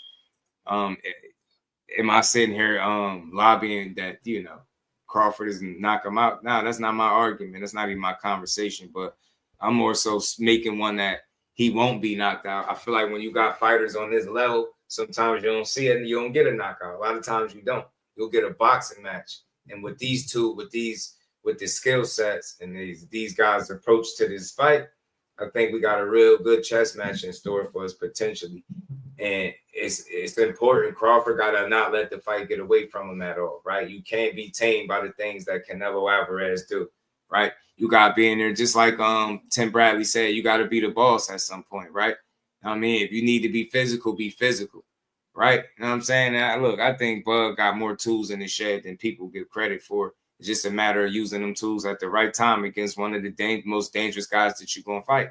You get what I'm saying? Go in your bag. You got a bag. You got a tool bag. Go in it. We don't care if it's Canelo Alvarez. We don't give a damn who it is. You know what I mean? Box him the same way you do anybody else. Get what I'm saying? Box him the same way you do anybody else. That's what I want to see.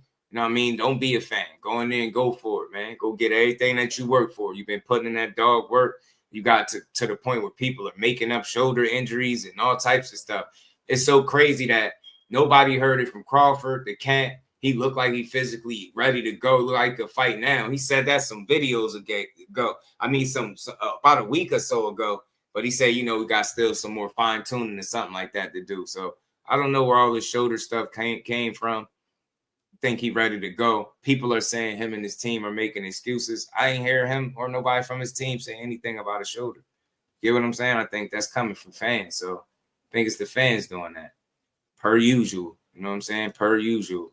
So while we on it and we talking money a little bit, that was for the knockout bonus. I don't think we're going to see one in that fight. I could be wrong as hell, but I don't think we're going to get a knockout.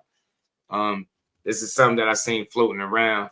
Now, when I speak about this stuff, I don't really try to compare them to other fighters or say what fight is bigger than what. I don't care. But I think that's a good thing for boxing. As much as people complain and cry and whine, I think if this fight could have one of the third highest gate in boxing history, I think that's great. If you see the first, them two there, they both got Floyd in it. I'm hearing somewhere around $50 million gate possibly, or, you know, get what I'm saying? Whatever that's crazy if that's the case. I don't know. I ain't going to just say I believe anything they put out there, but that's the numbers that they throwing out there. So we'll see, man. If it'll be even if it's not 50, if it falls in third place, legit third place, like that's good company to be in, because who's up there twice? That's Floyd and Pacquiao and Floyd and McGregor. Floyd got the top two spots. So if a guy from Omaha, Nebraska, that people say don't sell is part of one of the biggest fights, you know what I mean, with the third largest gate in boxing history, I think that's good. I think it's a good thing for boxing, man. It's a good day. You know what I mean? It's a good day, because it'd be like they said he didn't sell. Him and Errol Spence did pretty good as a fight, right? Then he turn around, he get this fight, and it does well. Shout out to Crawford, man. Go get everything you work for, man. I'm rolling with Crawford, G. I'm rolling with Crawford, my guy. I might do the Floyd, tap and run, but if Canelo breaks those ribs, he goes down. Let's see. Yeah, I mean, look, he got some hellacious body shots, but yeah, I don't know. I don't know when the last time you watched that fight, Shay Q, but Floyd did zero running. I mean, when I say zero, he did zero running. If that was about the ass. He boxed him. He was right in the pocket, boxing, moving, taking steps back, but that was like ring generalship, good foot movement. Like it was no running whatsoever in that fight from Floyd Mayweather. Yeah, none. He boxed the hell out of Canelo. Broly, what it do, homie? How you feeling? You know for sure the Crawford shoulder is injured, and that he been new for a few weeks now. You know what? I could try to reach out. I just don't see how these people are saying this stuff,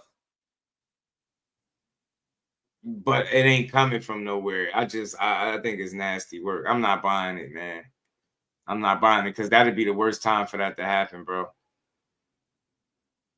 You stupid, Broly. All things. It's funny because I used to have a gap when I, as a kid. It closed though eventually. All things, my guy. What it do, homie? Jay Smith was good with it. Bro, you don't want today? Yeah, you stupid.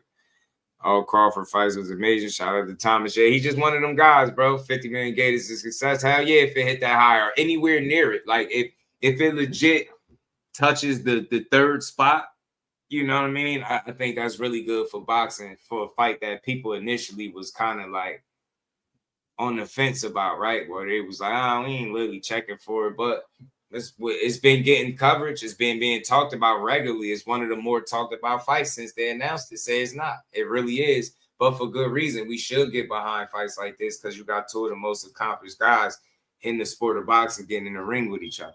You know what I'm saying? And I just, this is the shit that we really should applaud. But as far as that shoulder stuff, bro, listen, everybody got their own sources of information and different things. I can't find it nowhere peep where nobody said nothing about the shoulder. Sometimes people are able to get inside information. I've been on that receiving end when I've been able to get inside information before from my guys. So I'll say this. Yeah, it's a possibility, but I'm not about to feed into it because I'm not looking to create a excuse if he so happens to lose. I'm like, well, they said his shoulder was messed up. I don't want to do that because then that kind of takes from the win that Canelo get, and I don't want to do that.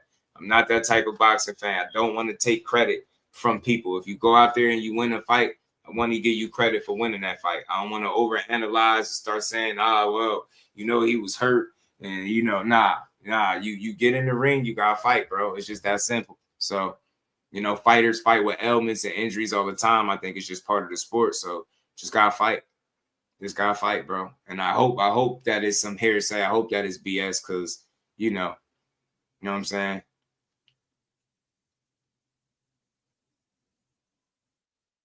I don't know. ATG, man. I'm going to say that, but be respectful, man, when you come in here, man. No insults is necessary. If you want to be a part of the boxing conversation, let's do that. But don't come in here insulting people, bro. Tunnel vision was good. I don't need nothing unless it's from the commission. Everyone else got their numbers confirmed by the commission. Until then, it's cappy. I really don't care about the numbers thing too much. I lead a conversation like I say it's good for boxing if. So I ain't confirm anything. I'm just saying they throwing numbers out there. And if it that's the thing. I'm making sure I'm being clear. If in fact this hits the third slot, I think it's a good thing for boxing.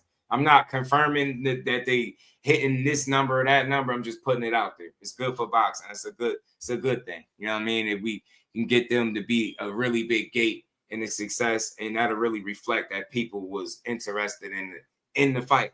And that alone, I think, would come with some new eyes to the sport. That's all I'm saying. I could care less about the competition or trying to confirm the numbers. I let people argue about that. I don't care. My conversation is just simply that if in fact this legitimately reaches the third highest, that's a good thing for the sport. That's it. You know what I mean? That's it. Usyk and Fury made more than that. I don't know. Bomac and Bud versus Canelo and Eddie. Yes, sir, Jordan. You know it. You know it. You know it is. Everyone in boxing had to come out of their own fight info every week. Yeah, I mean, that's for me. That's why I never push narratives on this channel. I just talk about what's out there. I'll say what's being reported, but I won't pass it off as like a guarantee. So for me, take that with a grain of salt as far as what they saying their gate gonna be, but maybe we'll know when it actually happens. You know what I mean? But as I remain, my only point in bringing that up is if it is in fact that type of gate where it's the third highest, you should want to see that. Detroit, BC, what it do, man? How you feeling, bro? Shout out the boys be crying. My other account, Infinite Warfare. He probably get blocked by a tank hater. He probably being weird. You know what I'm saying? That boy already done wild with your boy Canelo gonna put a whooping on your Huckleberry. Yeah, I don't got no Huckleberry, fam. I'm a supporter of the sport. Gamboa wobble him and Jose Cotto wobble Canelo. So it's boxing. People get hurt. You know what I'm saying? People get hurt. I got 5 bands on it. Shout out to Harley the Rigger. Get that money then. 5 SR said Canelo stops Crawford in 6 KO. Okay, we gonna see. We damn sure gonna find out. We gonna have to work for that scout. You know what I'm saying? Canelo's durable. His show go the distance. Loser 88. Yeah, he is durable. He's very durable. Got one of the best chins in the business. But I think he go down. You hear me? Bud Crawford, man. You know what I'm saying? Gonna step on Nello. It's time to step on him, G. GQ, what it do, homie? So Canelo gonna be tired in the 6th round. Bud gonna apply pressure. Shout out to Jaw Jack and talk to him, bro, because they don't know what they know. They don't know what they're talking. Now this is gonna happen, bro. Telling y'all, Bud might have Jedi mind tricked the world, bro, the boxing world, into thinking that this dude was too small to compete. I'm telling you, and he gonna go out there and it's gonna be something different. Everybody that he get out the ring with end up saying how strong this dude be, how strong he is. You know what I mean? You think you'll get in there and physically have your way with him, and then you can't do that. He's really strong in the inside, specifically in the inside. Everybody say it, bro. Some people are just built different, and he one of them. Crawford gonna do the Charlo. Damn, one fine porcupine. Why you putting that in the air? Hell nah, he ain't about to do no Charlo. Even Charlo said he gonna do better than him. You did.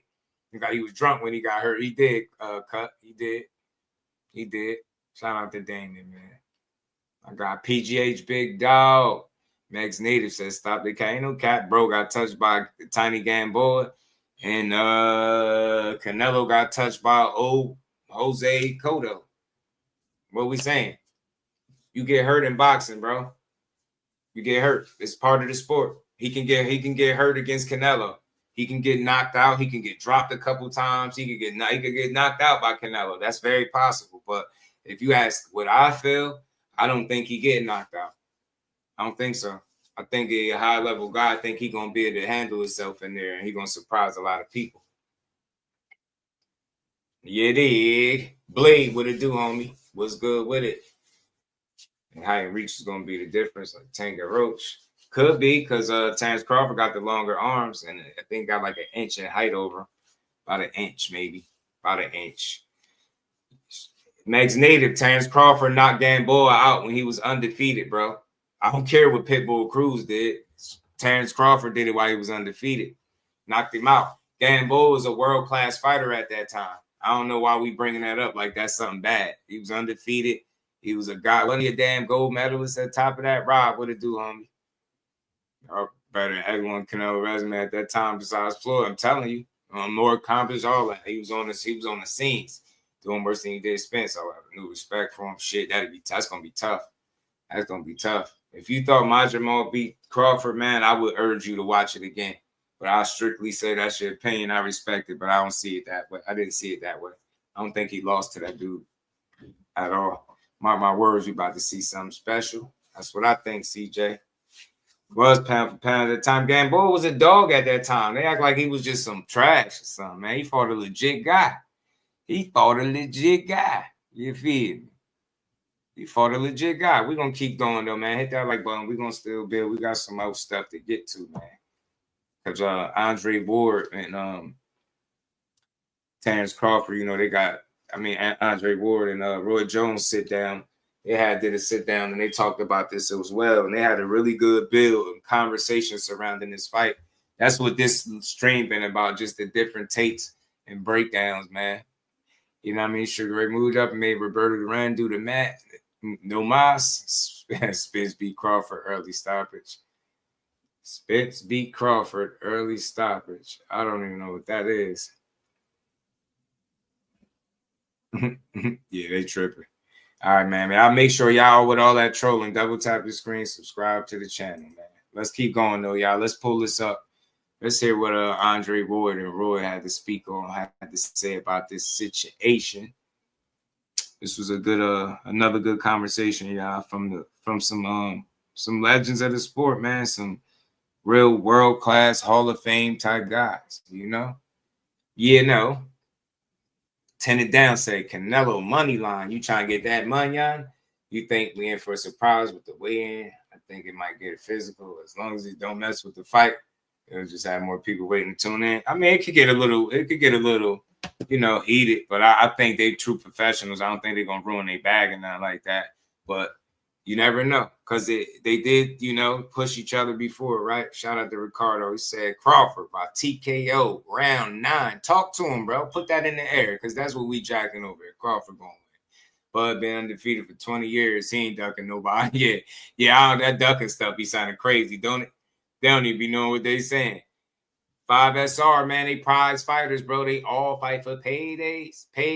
Shit, what was that energy when Canelo was talking about giving $200 million for Benavidez, a guy that he should be willing to fight? You smell me? Wasn't nobody mad like payday, you know? Because knowing damn well that's what he want for Benavidez, and he still won't fight him. You dig? Nasty work from that man. Not going out there being willing to fight him. You get what I'm saying? Crazy work, man. You should fight that dude, B. He should fight that man. No evidence what it do, homie. He should fight that man. Now it's all over. Canelo don't have success in rounds. Well, look, I hope the interview lives up to expectations. So look, we about to get to the one Shawn Porter had to sit down, man. He said some things about Canelo Alvarez as well. He hit on some things that I think is important. Like, it's good to hear, man. Different perspectives. He feel like this dude decline has started, and you can't say the same thing for Crawford. So we gonna get to it. Big Dog Willie, my dog, my guy, always support and appreciate the love, man. He said, do we not remember that Khan was whooping Canelo ass until he got greedy, tried to go head to head, got flat. Yeah, Crawford has a high IQ. Talk to him, Big Dog. They act like Khan won every single round until he got stopped. Every round, he was winning every round. He was tattooing Canelo ass. It's the same. Amir Khan said Canelo is really easy to hit. He said he couldn't even hit Crawford clean. He said Crawford's strong and everything, and he couldn't hit him clean. You get me? He said Canelo's real easy to hit. I'm just telling y'all what he said. Shout out to Big Dog. Well, we appreciate that support on me. Tim Layton, my dog, what's good?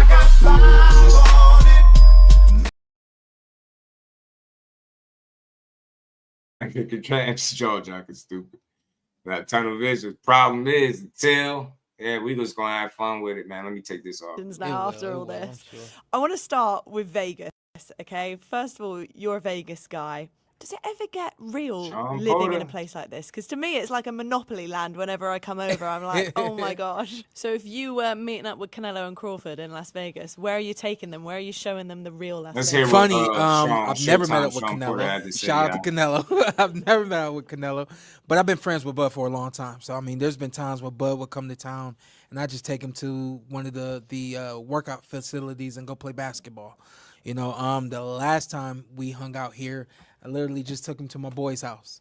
My house wasn't open. My house wasn't available. So we just went to my boy's house and play cards and stuff like that. You know, that's one of the good parts about being friends with Bud. Him and I, we're a lot alike. So we know, you know, I know he doesn't want to go to a bar. I don't want to go to a bar, club, anything like that. We've never really done anything outside of like go do something sports oriented or sit at the table and play cards.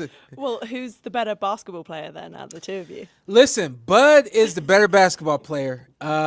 He picked up the rock a little bit sooner than I did. I think on top of that, he takes it a lot more serious than I do. He cares a lot about winning. I care about winning. He cares a lot about winning. And there you go. Like just a little bit right off the bat, you hear a bit of Bud's personality even outside the ring. Yeah, shout out to the Queen Shower. How you feeling, Queen? He likes to win. He cares a lot about winning. So when y'all reduce the risk he taking to him just wanting money is ridiculous because he already had money. Why would he put his legacy and everything on the line? He wasn't forced into this opportunity. He manifested it and he pressed and got it. Canelo was the one that didn't want the opportunity. Bud always wanted. It was Canelo saying he didn't want the fight. And not because he was scared. He was on that, oh, I'm not going to get credit if I fight him. And that, which I never believed that because he went from that to saying now that this is different and it's for his legacy. People got to make it make sense. Listen to the fighters, bro. They be saying stuff. You just got to listen to them. So look, you talking about a guy that don't like to lose at nothing. Darts, nothing. Like, you get what I'm saying? Basketball game, pick up basketball, nothing. He don't want to lose at nothing. Spades. Watch what Shawn Porter said. You see sometimes people, that's it. They don't talk to each other for like a week afterwards. Friendship is over because they've lost at a game like that. Listen, I was just with him in Colorado Springs, right? And we literally mocked my friend, our mutual friends in spades, card game. So then my best friend gets up and one of his friends sits down. And his friend says, you know, you play spades without me. I'm supposed to be your partner. Now I got to whoop you. And they ended up doing just that. And Bud, like, was really, really upset at me. And I was like, big dog, like, you know, I got things going on. I got to text the family and, you know, all that kind of stuff. He was. Yo, Bud was mad at him because they lost a spades game. Shut up about that. He wanted payday. I don't want to hear it. I know it sound good. I know you like, yeah, well, Canelo said it. Canelo said he wanted payday. I know Canelo. I know he said it. I know. Payday. You want payday. I know that. I know that. I know. But this is a guy. He got mad at him for losing a spades game. I don't think y'all get it, bro. Wow. Yo, I don't even like cards. Bud got mad over a spades game. You telling me he don't want to beat Canelo and his legacy is on the line? Bro caught an attitude over a spades game. And y'all out here talking about he don't want to win. Y'all bugging. And his friend says, you know, you play spades without me. I'm supposed to be your partner. Now I got to whoop you. Bud gonna stop this guy, bro. And they ended up doing just that. And Bud, like, was really, really upset at me. And I was like, big dog, like, you know, I got things going on. I got to text the family and, you know, all that kind of stuff. He was kind of. Shawn Porter, like, I'm probably texting the wife, making sure the house good. Bud over there, like, bro, lock in on the game, bro. Bud pissed off. He out here losing the spades game, bro. This is what I'm saying. This is one of the most competitive guys in the world. Stop talking about his money. He been had it. I talked to Bernie. He said he well off. He good with the money. Yes, money is a motivation, of course. Bud Crawford told you that as well. But he told you, I feel like I can beat him. That's why I'm going to fight him. You get what I'm saying? You get me? Shout out to Rich, man. You hear me? Spades game to get you beat up with the wrong person, bro. Shout out to Twin, man. Appreciate you in that cash app. He said for Spence wanted to fight Canelo first. You seen weakness. I'm telling you, they seen opportunity. They seen something they could take advantage of, man. Telling you, he longer in the tooth than people think. He's still a bad man, though. Shout out to Twin, man. I appreciate that support, man. Y'all keep hitting the like button. Subscribe to the channel. Let's keep building. We're going to keep having fun.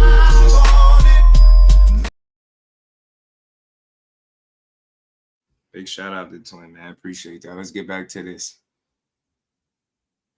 Upset. So I got some text messages, responded messages, so I know we're good. Yeah, we're still friends now. Yeah. We actually saw So they still Netflix friends. Bud was series building up the fight. Bud was about to cut Porter off over a spades game. No, not spades versus boxing. Muggs, don't look at it that way. If you're saying what I think you're saying, it just speaks to his competitive nature. He don't want to lose at anything. Spades is not even nowhere near as important as boxing. Boxing, you literally fight for your life. But he don't want to lose at nothing. You heard him. He said, I care about winning, but he cares a lot about winning. Basketball, spades, darts, ping pong. Like, he one of them dudes, bro. That's all I just want people to understand. That's one of the most competitive guys in boxing. And I'm basing that off the stories that come out from all these different fighters that say it. All of them. Both. Who else gonna go wrestle a wrestler that got a background, more of a background than him, and out we get the fight out the Bud way. Crawford That can be the next kind of battle between them. Who's going to win at cards? I'm curious at what they play. You know, I know Bud can play just about anything, and if he doesn't know how to play it, you give him 5 minutes, and you know he can do that. He showed me how to play a game out there in Colorado, and I literally mopped him up the moment he showed me how to play it. So I'm curious. I feel like Canelo's a poker guy. Yeah, I feel like if it's not poker, it's not him. So we'll see. Look, before we talk about your time in camp with Crawford, he said that they lost and Porter started thinking about life issues. Porter was thinking about the crib. He lost. Buzz started looking at him like, bro, I know you ain't lose the game for us. You done lost the game for us. Like, Bud lost his damn mind. You know, I'm telling you, gotta love this shit, yo. Love these stories, bro. How excited are you for a fight of this magnitude on the weekend? And we kind of just spoke a minute ago about how lucky boxing fans are. About to get into the breakdown. What's the reason I'm playing this, y'all? It used to be an idea, and this. I just wanted to make sure y'all heard him, somebody that got firsthand experience with him, speak to his competitiveness. See, that's what I just want to make sure that didn't go over nobody's head. That's what Shawn Porter is explaining to you. This dude don't want to lose at nothing. I'm cool at basketball, but he started before me. He really, really cared about winning. Then he moved on to something else, spades. He really, really cared about winning. Like, dude just don't want to lose at anything. So you think that he's going to allow money to make him not go out there and do everything in his power to win this fight, I seriously doubt it. Fake fantasy fight that you talk about, but now it's actually happening. How excited are you for it? You know, I have friends who've been here for a very long time, and they remember those times in Las Vegas where the moment a fight's announced, their energy around the city is just extremely electric. Those days are gone, as I've been told. And so now we look forward to big fights like this where we can really sink our teeth into an entire week of festivities and stuff like that. So, number one, I'm super excited about that part of it. Kind of bummed that I'm not working it because I think that my energy will be a little bit higher than it is already. But I think the third thing is just knowing the superstars that are going to be around, the movie stars that are going to be around, the comedians, all that kind of stuff. It's going to be a great weekend. That's a good question, Ghetto Fab. I'm not sure. Look, yeah, you mentioned there that you went into camp to visit Terence Crawford. Now, how did that kind of come about? And you talked there about being friends with him. You've gone from former rivals and facing each other to friendship and even being in camp with him. Right. Talk me through that process. You know, see, and he giving you real firsthand experience, man. This is somebody that knows. We never had a rivalry ever as amateurs or pros. We've always just known each other. You know, I think our rivalry just kind of established right after Errol Spence Jr. got into the horrific car accident that he got into. I think that we just instantly had a rivalry because it's like, well, who else can challenge him? And of course, it was me, been there, done that. But we've. I feel you, 5SR, but talk to me. Answer me this, though. What adjustments you seen him making that Williams Cole fight? Always been friends, which is pretty awesome. Just a question, just ask. What adjustments he made in that fight? I was like, there's no better. Did you see? If you seen some, what adjustments you felt like he made? You know, what his life is like, what he's about, how similar his life is in camp to mine. And, of course, I've said this before, that we're extremely similar in a lot of ways. And you go in and see his camp, and it's just the same. You know, the regimen is pretty much wake up, train, eat, go to sleep. Wake up, train, eat, go to sleep. You know, that whole thing. So it was good to see that. And for me, I wanted to see what his energy was like as far away from the fight that he was. I think that was about 4 weeks ago now that I had an opportunity to be in camp with him. And to see his energy then, to see the process of him having to continue to build. Hey, 5SR, why didn't Canelo cut the ring off? He got almost 70 fights. He got 67 total fights. You telling me he don't know how to cut the ring off? That was really what I wanted to see. I never saw him spar either, so I wanted to see, you know, what a sparring session for Terence Crawford looked like as well. So that was pretty awesome to see. I think he was doing 4-minute rounds, if I'm not mistaken. So, 4-minute rounds. Let's go, bud. Fully. I kind of want to go win. Canelo just need to close the distance. That don't ever get the chance to kind of. Yeah, Brian G, I ain't gonna lie. That's gonna be his game plan, to try to close the distance, make the ring as small as possible, get in his ideal spot to attack Bud. But his feet got to be set, and Bud uses really good angles. Unlike Canelo, he can fight backing up. You know, I just want to see how he's gonna carry and handle the weight at 68. But I'm telling you, I think he could have pulled one of the greatest Jedi mind tricks. Shout out to Gavin. He said, "Dude's a black Pacquiao." Really? I've seen you never heard that one before. Doors. When you arrived in camp, what is the atmosphere like in the Crawford gym? See, it's gold, boxed and moved. I know people don't like it, but that's a part of boxing. I don't believe you can run in a boxing ring and then the same 2 legs that guy has to run, you have the same 2 legs to chase him. And these guys don't do that.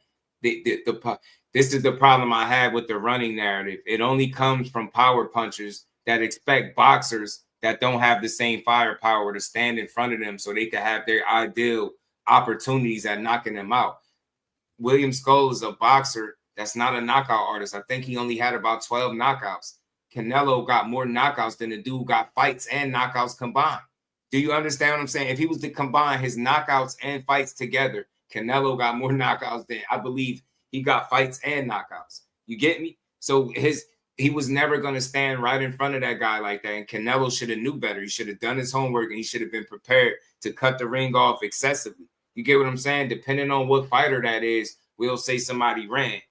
If it's another fight, like when it was Boots, it was with Karen, it was like Boots need to learn how to cut the ring off. That's why he looked like that. He was following Karen around the ring. But then with Canelo, it's no Canelo, he just ran from Canelo. It's not Canelo need to learn how to cut off the ring. You see the double standard? my thing is this: you got 2 legs, he got 2 legs. It's the fight. It's a fair fight.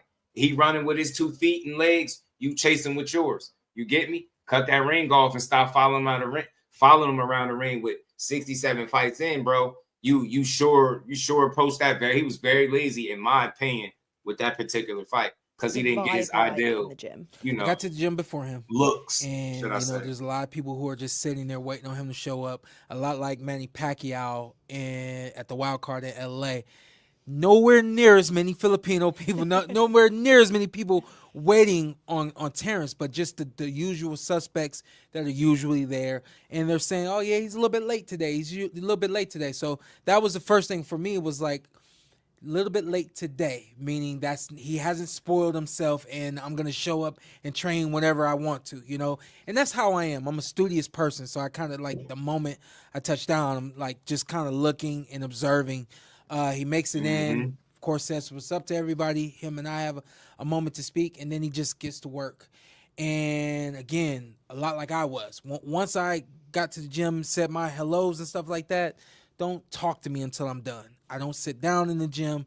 I don't take moments off and things of that nature. So yo, Shawn Porter, watching him work out and make you tired. I'm so serious, yo. That dude, in his day as a boxer, he worked hard as hell. That's why you just had to respect him. Care if you ain't like his style or whatever. He ain't dug no smoke. He'll fight whoever, whenever, right? And he put extremely hard work in there. Whereas if any loss that he got was because somebody really had to earn it. You get what I'm saying? I don't think nobody had an easy time with this man. I don't think nobody had an easy time. That's what it is. It's an energy of work. It's an energy of, I remember the energy. I think it was specific to this fight. Again, I've never been in camp with him before, but it was a severity in camp, especially 4 weeks out, that I'm not used to. Usually 4 weeks out, I think maybe 2 weeks out is when it starts to really get serious. They were all serious, and of course they were. It's Canelo Alvarez. You talk about being serious there. We went into camp with telling them training camps. Think about how hard these fighters go in these training camps and how much they take out of them, and then they got to fight after that. And these fights be grueling too. So grueling training camp, grueling fight. You think that stuff don't take a toll over a period of time? You think at 67, 68 fights in, you just a spring chicken and everything all good? Hell no. Conor Hell no, I don't care who you are. Their fight. And it was really interesting to see the polar opposites because 70 fights is a lot, yo. The average fighter don't get nowhere close to 70 fights. 70 fights? Riling him up, saying like, you're going to beat him, you're going to do this, like really kind of egging him on. And then Chris Eubank Jr.'s camp was almost silent and just let him go about his work and do what he needed to do.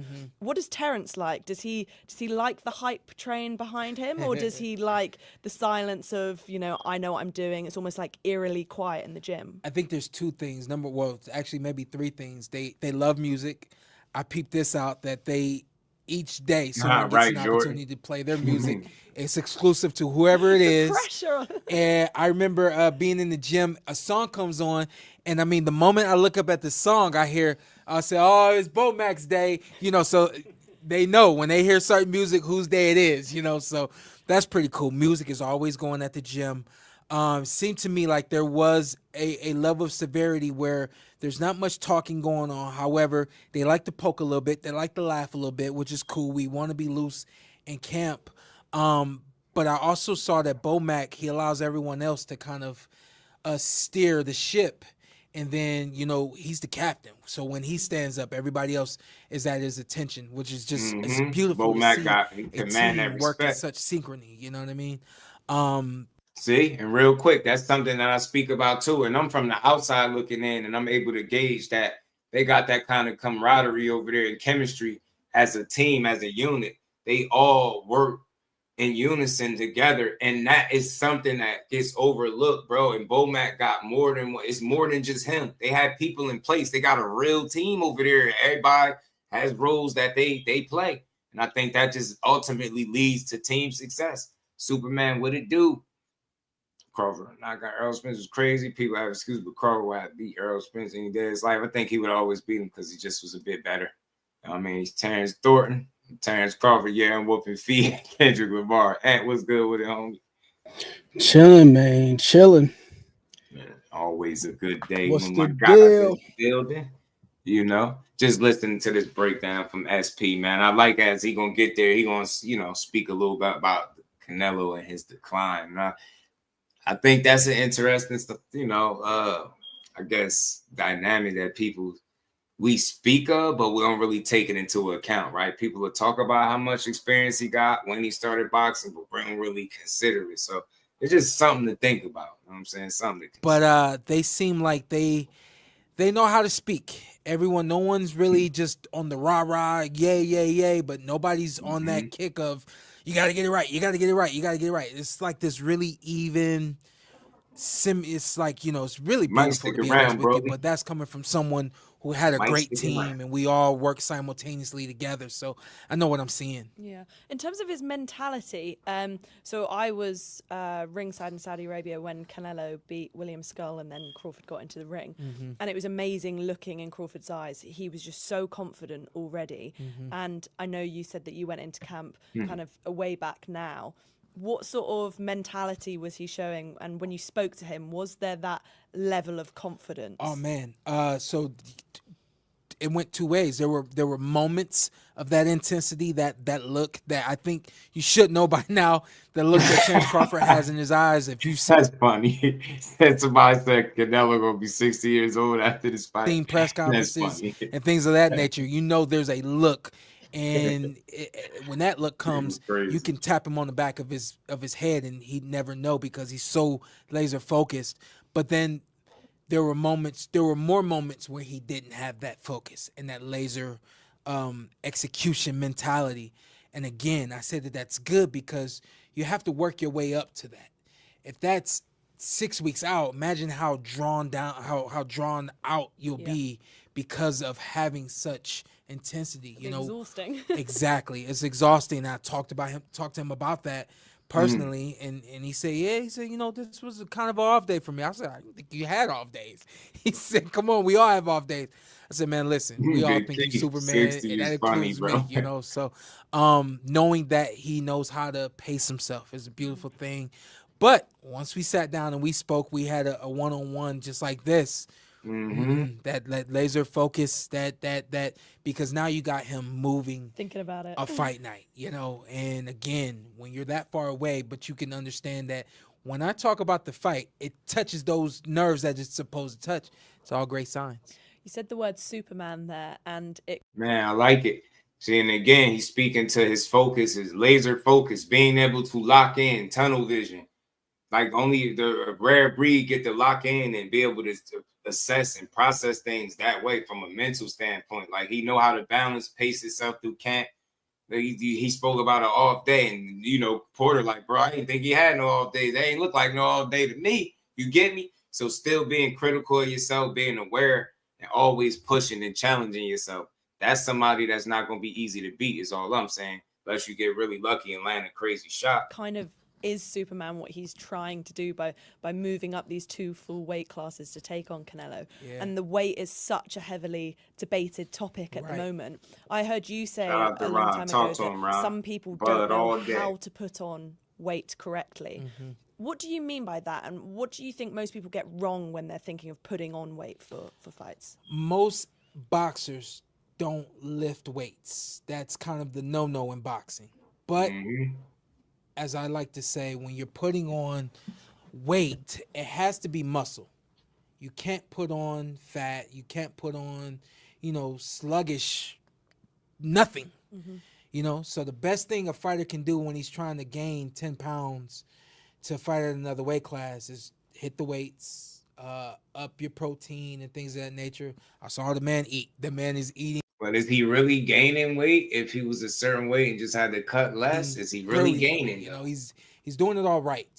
And that's what I meant when I said, when he decided to take on this challenge and Canelo Alvarez, it takes a good 2 years to successfully put on 10 pounds, along with successfully putting on 10 pounds to get your body to acclimate to that weight, right? So when people talk about him being out of the ring for 13 months, they really have to also accept they have to understand that he's been working and training for everything that he needs to do on fight night against Canelo Alvarez.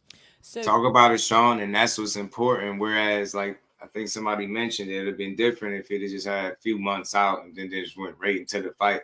Much different than having this 13 months and using that time accordingly to prepare for everything that you think or feel like you might go through on fight night. Now, ain't no simulation like the real thing, but we would have, you know, supposed that he's coming as close to that as he possibly can. You know what I'm saying? So I believe in his ability to really hone in, lock in like that, man. So it's all gonna show, but I hope he been putting in the work. You I saw think him in camp as he was building and putting that weight on, and you said that you think he's doing it right. From what you saw then from training, do you think he's carrying the weight well then? Oh yeah, absolutely. Absolutely. I saw it in his legs. I could see it in his arms and his shoulders, and it's distributed evenly. You'll get a lot of guys who are bottom heavy. You know, they don't have much on the top half. So once you get to the inside, they don't have a lot that they can do with you from this standpoint. I know a lot of people are concerned with Canelo Alvarez. Should he get in close? What's the strength situation going to be like? Crawford's put on the right muscle mass in the chest area, in the ab region, and in the arms and things of that nature. I think he's going to be able to handle the strength just fine. Good with it, bro. How do you think he'll deal though with the movement and the fitness side of things? Because even when we saw him fight Madrimov, people kind of were saying that he looked a little bit slower and he was kind of struggling with that weight a little bit, and now he's obviously moving up. Do you think that could be a concern? I had someone actually just tell me this story just yesterday. He said this was maybe a fight ago. This might have been before his fight with Madrimov.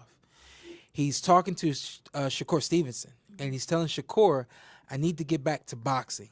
I've been knocking out these guys, and I've been having fun doing it.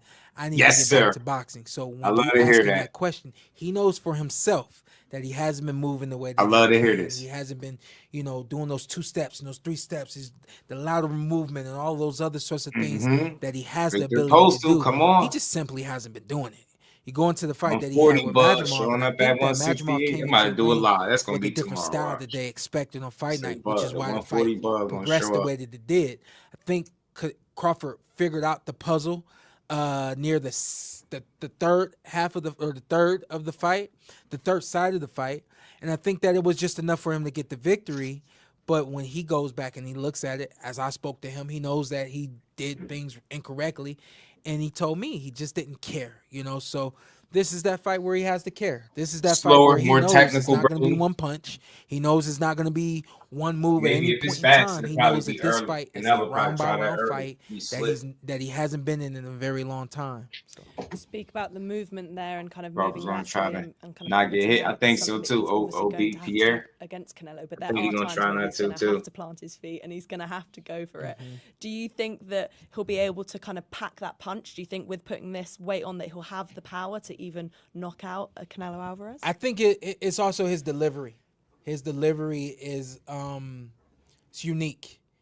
Some of his punches, there's this whipping kind of action, and you know if you at the end of it, and he has the ability.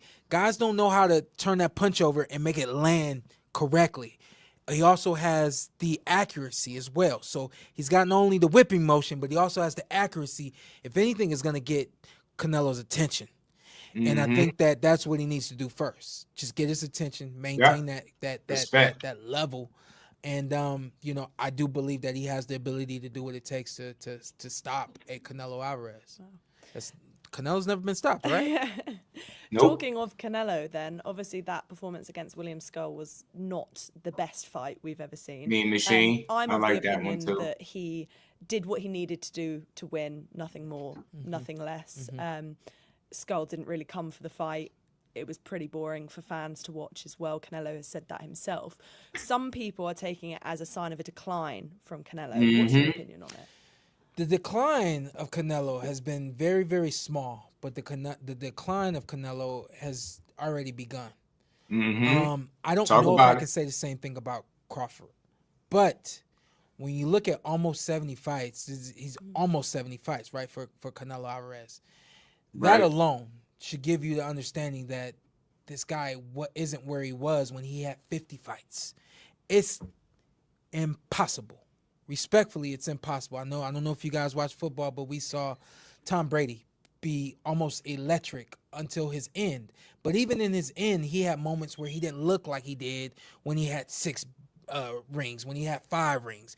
It just is a part of life. So there's been a decline of Canelo probably since the fight with Caleb Plant, maybe, where I could see that he transformed his style into this style of being able to push the gas pedal when he wants to and let go of it when he wants to.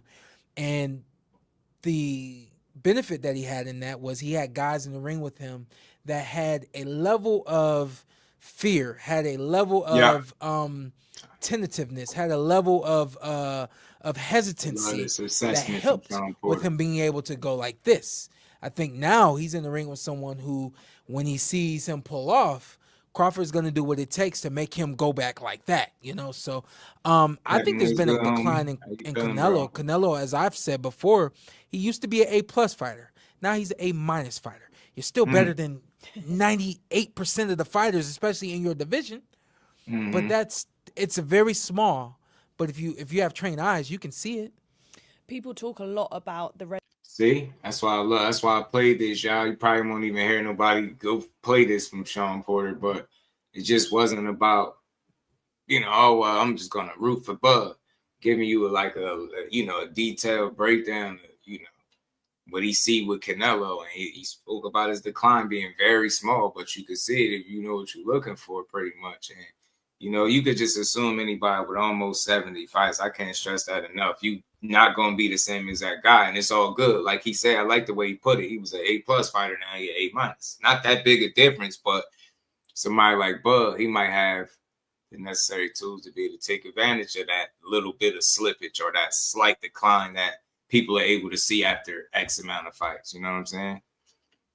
The end of the man, he said Crawford won't do nothing to Canelo. We're going to see. Resumes between Crawford and Canelo, and people say that obviously Canelo has fought maybe more marquee names over a longer professional career, but he does come under flack for kind of post-Bivol really changing who he's calling out and who he's. I did it stop. My bad, y'all. But that's it. You heard the gist of what I really wanted y'all to hear from him with this, about him being on a slight decline. And he's slight. That don't mean he'll lose, because look, even at A-, he's still better than 98% of the fighters out there. But the question is him, if he is, let's assume he is at an A-, is that A- good enough to beat Bud Crawford is the question. I mean, that's what the question is for me. Fight with Canelo Crawford, Canelo probably, that been the biggest I think concern for people. But like I said, I think he could have pulled a good Jedi mind trick. What you think, Ad? What you think about it, man? I'm looking at it both ways. I'm looking at it both ways, because we have these instances where one guy is the perceived puncher. Folks, make sure you check out my guy Jusdueboxing's video, the one with the top 5 upsets this year. Going into Tank versus Roach, the perception would be that Tank was the puncher in that fight. Right. Who had the more telling moments? Roach. So whoever's the puncher is not just a matter of the track record. I guess you could rely on that to some degree. It gives you a good estimation of how things should play out. But you never know how a guy's going to take the other guy's shots. So we got to see that as well. But of course, conventional wisdom would tell you that Bud has to be leery of the power because this is his first fight at 168, so on and so forth. But Dan the man, I can show you some instances where Canelo got hurt, not dropped, but I've seen him hurt before, specifically to the body. In a couple of fights. You got that eye, and they don't be seeing what you be seeing. They think you gotta be like legs wobbly, eyes crossed. They don't realize the guys got really good poker faces and they get hurt regularly. Yeah, they'll tell you they wasn't hurt. They do this all the time. That's boxing, but dudes be hurt. And like you said, especially to the body. Yeah, Cotto hurt him to the chin. Triple G buzzed him in the what's the name in the second fight in the 10th round. Them legs got stiff as hell for a moment. It happens. Shout out to Wally, man. Talk to him, man. Crawford's had gone loose. There is videos too. I mean, yeah, the Gamboa fight. Maybe the Mean Machine fight if y'all want to say that, but you know. Guys get hit, guys get hurt. It's boxing. Everybody do, yo. Everybody gets hurt in boxing. When I say everybody, I mean everybody. I don't care who it is and what they saying. I don't care. Everybody get hurt. It's just levels to it. You know what I mean? Some people got better poker faces than others. For real, for real. That is the key. I can't remember who it was. Somebody recently did an interview. I can't remember if it was Keith Thurman. It was somebody with a name. But he was saying like one of the things that he learned was you got to mask that. Like you can't allow the other guy to know that you're hurt. Right. And then here's the other thing too that we got to look at.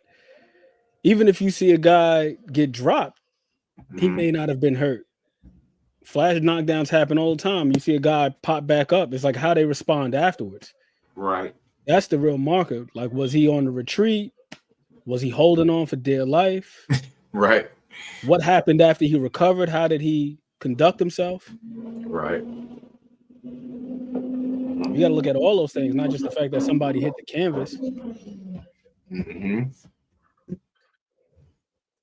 You know, so, and it's very nuanced. Another thing too, like people like to cite the Gamboa thing, right? Like with Gamboa, you got a guy who was admittedly cutting into his muscle, was probably emaciated. You want to call him a weight bully? That's fine. But clearly he was fighting below his weight, had to cut a lot of weight to get there. Right. And then you're also dealing with an element of speed. Like Prime Gamboa was fast as hell. So he's probably going to be able to get certain shots off that another guy wouldn't be able to get off. Right. Then there's also timing. The link is in the Yeah, Damon. We know when Keith is hurt, but when Keith is hurt, one thing I like about him is he'll get on that bike shamelessly. Like, you spit that mouthpiece out if he got to. He's like, bro. I mean, we got you. We got something for you. Need me more. As long as you're not a troll, bro. The link is in the community section. The link is in the community section. Eric R, what it do, homie? How you feeling? The chin ain't the only place to hit a man. I like what he was saying about the slippage too. That's why I sent you an behind the hands that clip. I was rewatching the fight with Skull, and I'm hearing Reynoso imploring Canelo to go for the knockout. We're gonna stop this guy. We're gonna knock him out. Yada yada yada. So I don't think that it was a lack of effort. And then you see by round 4 or so, he's sitting down on the stool. You got somebody massaging his knee. Right. It's my community page, bro. You know, click the channel and you know how you go to the community post, scroll over to the community post. I always put my link there when I do my lives in this style, this vertical style. That way, you know, people can still click the link with no issue. Mike Kirkland, peace, bro. How you feeling? Always good to see you.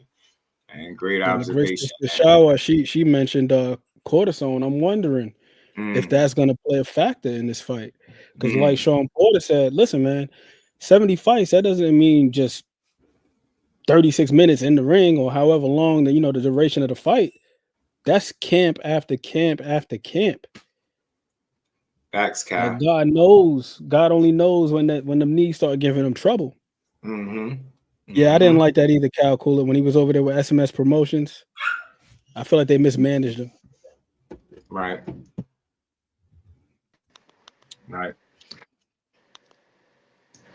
James was good with it, bro. He had surgery in 2016. Shawa, he had arthroscopic surgery. Yeah. Shots and surgery because he back looking brand new, man. I'm glad you had sent me those pictures when he had the damn, little elastic shit and then the brace. I was like, I think people really forget this. This was an issue for him. So, you just never know. Stuff like that come up when you least expect it. And we all know Father Time undefeated. So everybody keep talking about 37, 38. But I think 70 fights or 67, let me say, completed fights hit different than being 37. You know, and I don't know, correct me, do you remember Bud Crawford having shoulder surgery at any point in his career? I remember. Nah, I actually did a Google search after that too. Right. Did they make you find anything? Mm-mm. He had the braces on during the Rocky Feldon fight as well. Mm-hmm. So those knees, man, them knees, they've been an issue like for some time now. Right. And in the Triple G fight, he had that blue tape on it. I'm like, bro, your knees don't just get brand new. I don't care what you say, care what surgery you had. You might be better, but you ain't gonna be brand new. So I'm just saying, some point that stuff might happen. James, what's good, fam? How you feeling? Talk to me. Yeah, man. I'm feeling good, man. You know, I think a lot of people are picking Canelo to win. I've noticed also a lot of black people. Like I don't know if it's just me, but I noticed a lot of like black Americans. They're getting behind Canelo. They're picking Canelo. And like when you try to talk to them about your reasons for picking Crawford, they get angry and they like kick you out the room. Especially if you're not American or anything. Like I've had situations where I've literally came on to give my reasons for picking Terence Crawford, and then they get angry at me. And I even said like, you know, you're like, I mean, I'm not trying to make this a race thing, but you know, all the Mexicans are getting behind Canelo. Right. And like you're a black fighter worshiping Canelo, like the way you're worshiping Canelo is like you're worshiping a white person or something. Like I just found it a bit weird. So I think there's a bit of a self-hate element among some people. Like you're not. With Bud, it's a lot of that with Bud. People just don't. They genuinely just don't like him. They say he ain't relatable. They say he not, you know, good for black people. Relatable to black. It get weird. It do. I've heard a lot. You know, I've heard a conversation earlier. You know, I don't like to mention names, but I heard that. I just don't. I be trying to. I always listen. I try to understand where these people be coming from, but I can't make the connection. I think they be rating them on stuff that they shouldn't even be, or judging them on shit that they should. They judge them more on like, I don't know, like little personal gripes or grievances and stuff like that than they do the actual fighting that they see. And that's what kind of throws me off. It's like, damn, so y'all rather focus on all this little shit besides all this ass that this man been beating for this many years. So it's crazy. But I get it. None of these guys are perfect, but ultimately, like, I don't think he a scumbag. And I think that means something, right? I think he a man. I think he moved like one. Anybody that's taking care of their family, always putting, you know, just constantly growing as a fighter, challenging themselves. So it's a lot there, the respect. I'll say that because I know people throw it. I don't like this, and I gotta respect that though, at least. Facts, Mike. I say it all the time. The pros definitely know better than us. Yeah, like I'm personally picking. I mean, for me personally, I'm picking Terence Crawford to win by TKO in round 11. Talk about it. Yeah, because I've basically reviewed a lot of footage and studied and looked at hours of footage and compiled it and broken it down. Look at Canelo makes a lot of mistakes, more mistakes than people think. He's very open. He's very flat-footed. He comes forward like he has a high guard, and you can punch through it. You can punch through it and find your spots. Like Terence Crawford, you know, because this fight hinges on whether Terence can take Canelo's power, and I believe he can because Lester Martinez, for my money, hits harder than Canelo, and he was able to take his shots in sparring. Yeah, and when you look at the shape that Terence is in, I mean, he's already. I don't think he's 168 yet. I think he's like 170, 172.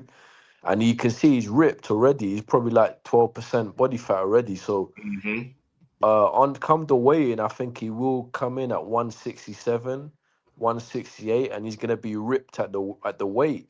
I wasn't expecting that. A lot of people were expecting he's gonna be, because they're thinking that Canelo is the bigger guy. Even Bomac said Terence is not the smaller guy. Like in my opinion, and people are gonna disagree and they're gonna call me you know, they're gonna disrespect me after I say this, but Nah. Terence Crawford is the bigger guy, man. Like, man, talk about it. I was just talking about it. You found the right channel, bro. Over here, we let people have their opinions and we build, man.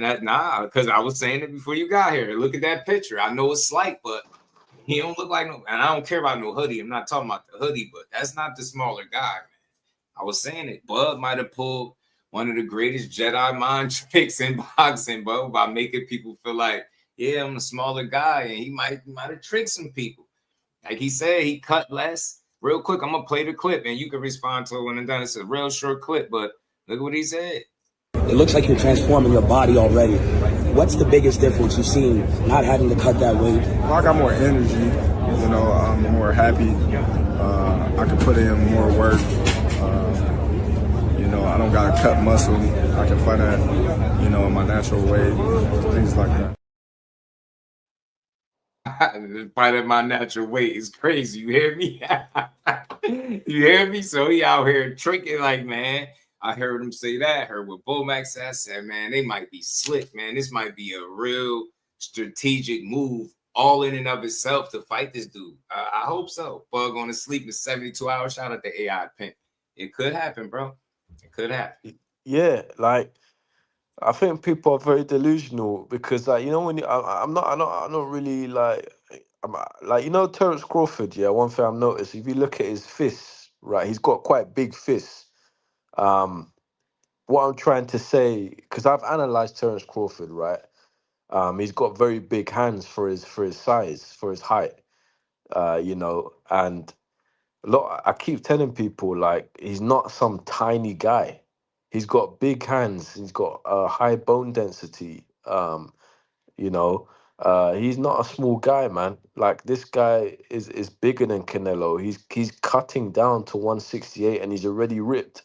He's not even 168 yet, and he's already ripped. Canelo usually is not ripped when he weighs in. So this is what I'm saying. Like, he is gonna be able to take the power, and I'm telling you, man.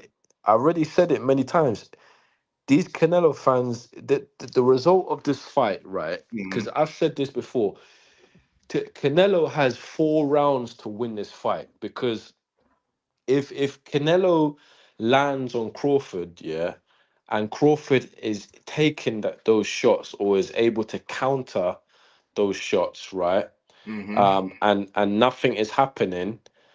This fight, Canelo's lost this fight. He's not winning this fight because he doesn't have the skills to win. He doesn't have the same level of skills. And I keep telling people this: if Terence, like when Canelo does that thing where he steps in and puts his all into that punch, Crawford is gonna punch through that. He's gonna time that over and over and over again, and it's gonna get worse and worse and worse and worse as the round goes on. And I'm telling you, man, he's gonna TKO him. I'm telling you, he's gonna. People think I'm crazy. They think I'm a coon or something. They make fun of my accent because I'm not American. Man, we rock with the UK, man. Yeah, you know? That's why I said you found the right channel, man. We positive over here. We appreciate your input, no matter how different it was. Like, if you were saying you had Canelo knocking him out, you were still good, bro. I know how to have a boxing conversation and let people speak their piece. And I don't think you crazy, man. I love the energy. As a matter of fact, yeah, man. Put that in the air. Crawford by KO. Hey, they hate it. They like, ain't no way. You can't knock him out. Hey, shit, man. Ain't nobody had Bruno Saras knocking out Jaime. I don't care what nobody say. Go ahead and lie. Go ahead and lie and said you picked him by knockout. You get me? That shit happened. And one of the go-tos for me, I go way back. Lucas Matisse and Victor Postal. That nobody had Matisse against. Matisse survived Danny without getting stopped. He fights Victor Postal, a guy that Crawford, by the way, obliterated, but not known as a puncher. And he stopped Lucas Matisse. That's a dog. A dog. Like, you just never know. You get hit with the right thing, the right spot. He said he felt something pop. He said that was it for him. He said that was it. He tapped out. Chop top. What it do? Yeah. You tell him, Adrien, he good here, man. Yeah, we just build, man. Like, I don't like to insult people. I like to be adults and just talk real boxing. So I don't care how, crazy people might think you are for having that opinion, bro. It's real. You sitting here breaking it down. You like, you know what I mean? You seen what you seen. You feel how you feel. I just don't believe in insulting people for having a logical breakdown as to how they see it. You know what I mean? Real quick, Mike Kirkland, my brother, pulling for Crawford. I can see it either way. I promise you I could.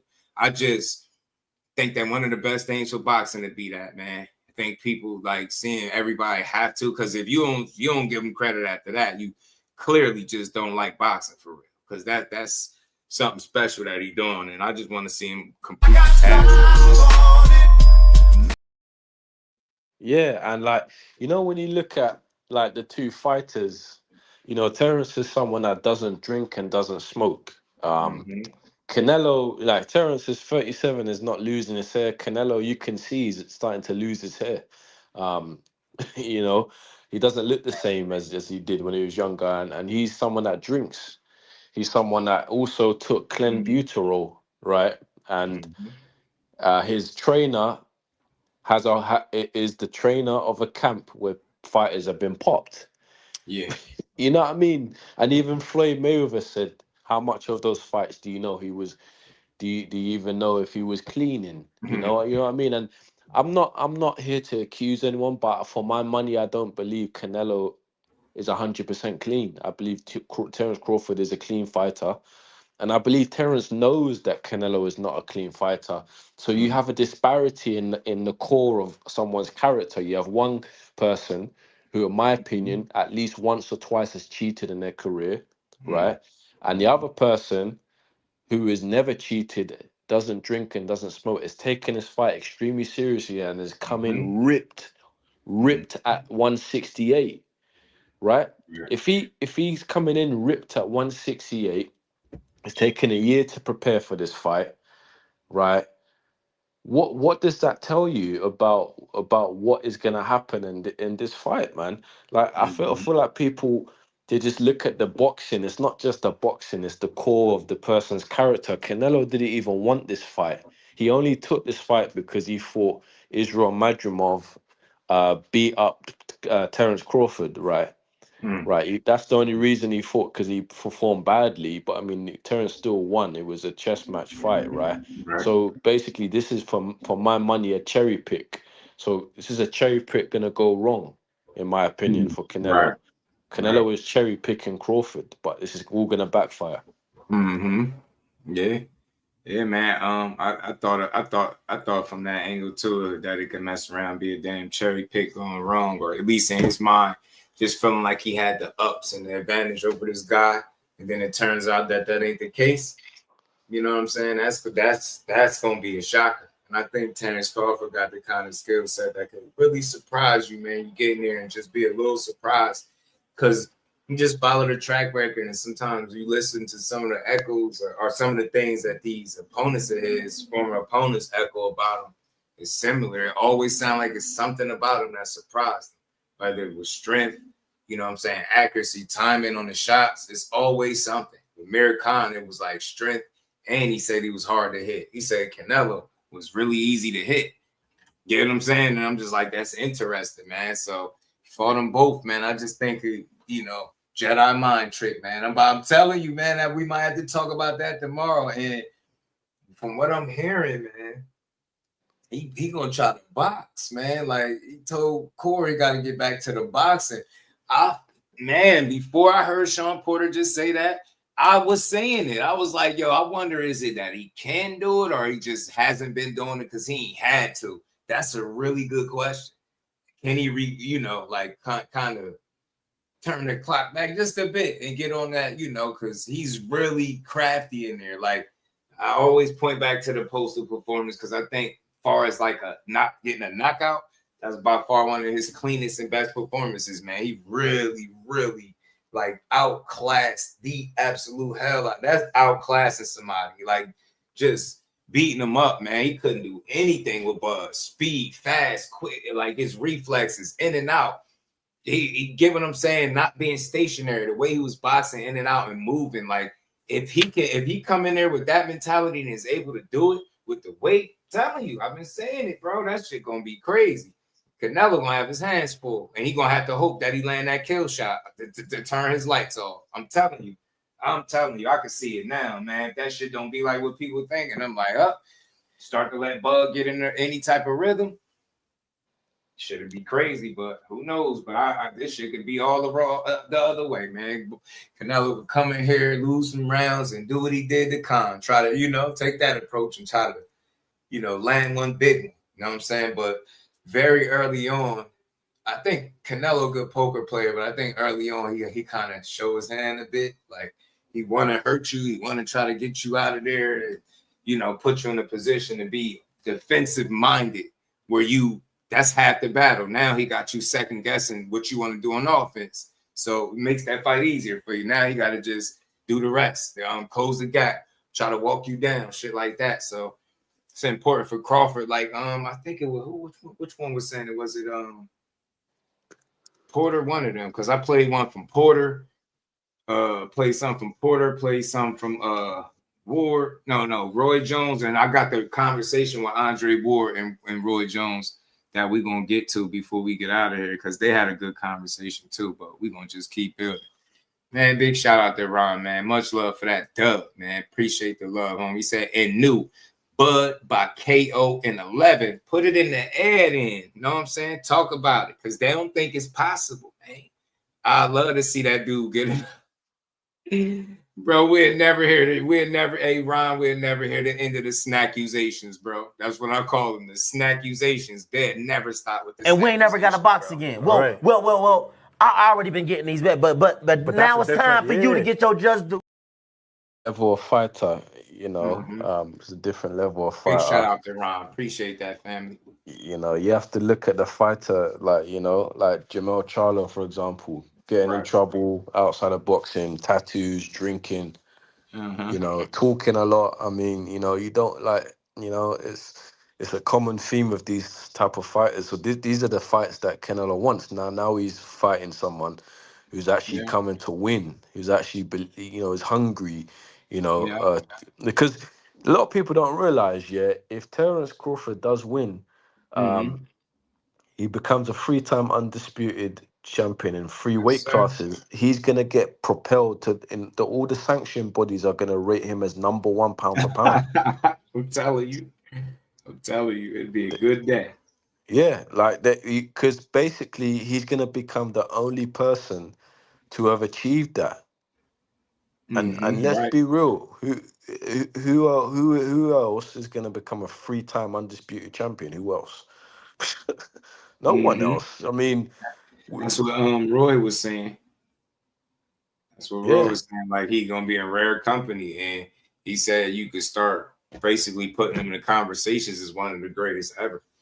You know what I'm saying? I think so too. Just doing it under the circumstances is who you beat, when you beat them, the time in which you beat them, and what you had to go through to get the job done. And it's a video out there. They labeling this shit the impossible. They saying, can Bud pull off the impossible? Straight up and down, they calling this shit impossible for him to beat him. So that shouldn't make it that much sweeter if he's able to kind of prove people wrong in that regard. And what y'all thought was impossible, I'm gonna make it a reality. Definitely, the snackuzation Superman ain't never going to end, bro. Snackuzation, you knock him out, boy, they lose. Funny gloves. Can't forget about the funny gloves. The gloves one was wild. Like, I couldn't believe that people was really thinking he was like manipulating his gloves for certain fights. I was like, yeah, y'all really don't like Bud, because I know, like, you like, well, what's the chances of this happening? There is a chance that gloves could bust. There is a chance that something could be wrong with the glove. I don't think they're intentionally, damaging gloves for the fight to get wins. Like, then when we say who he did it against, Avanesian is crazy work, bro. Like, you think he need to tamper with anything to beat that man's ass? He already ain't cooked that dude, man. So it's like, damn, between that, the snackusations with the PEDs, I was like, yeah. And then now the shit with the injury. And then people, like, somebody said that, Showbiz said something about he been knowing about that for weeks. And I'm like, boy, here we go, man. Like, if I'd have known about that, I'd have had to speak on it, because I ain't gonna wait until people say it and then be the one. Like, because I don't know, that's just weird. That, I don't know, I probably would have said something, maybe. Depending on the source of how I got the information. Like, if it's something told in private, then obviously, you leave it there. But if I'd have found that out, it'd have been hard for me not to say it, because it's a really big fight, and that'd impact the betting odds. and everything else. So I don't compare being Spence to Hagler versus Mugabe. Nah. True for a second, look at Bud for you can tell he just only be a drain, post crash, rail Spence. I'm telling you, that's what they say. That's what they call it, bro. Shout out to James though, man, coming up from the UK, man. Dropping some of the UK knowledge. But we gonna keep building. Y'all know how we do, man. We ain't done yet, man. Y'all just keep supporting the build. We gonna keep grinding, man. We gonna keep getting to it. I did want to make sure y'all get a chance to hear this build, this sit down from SOG and Roy.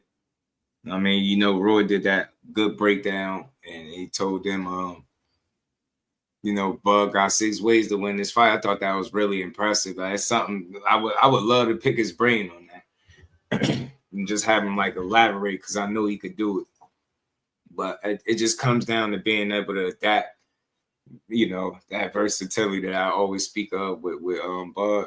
And I don't think it's gonna go nowhere. Like people thought he couldn't, you know, avoid slow starts. He showed you that he definitely could do that. So I don't know. He's good. He's really good at adapting and making the necessary adjustments, man. In there, you've seen him do it time and time before. You've seen him, you know, fighters have moments and different things, and him figure shit right out. And I could see this fight being that way, him having some situations and then having to figure it out. You know, by round, he's stupid. Reef stupid. TC has nothing to lose. He's going to win 50 minutes just to show up, enough to retire. Like Tyson said, everyone has a plan till they get hit. Shout out to David, but he got everything to lose, bro. He's 41-0. He got more to lose than Canelo.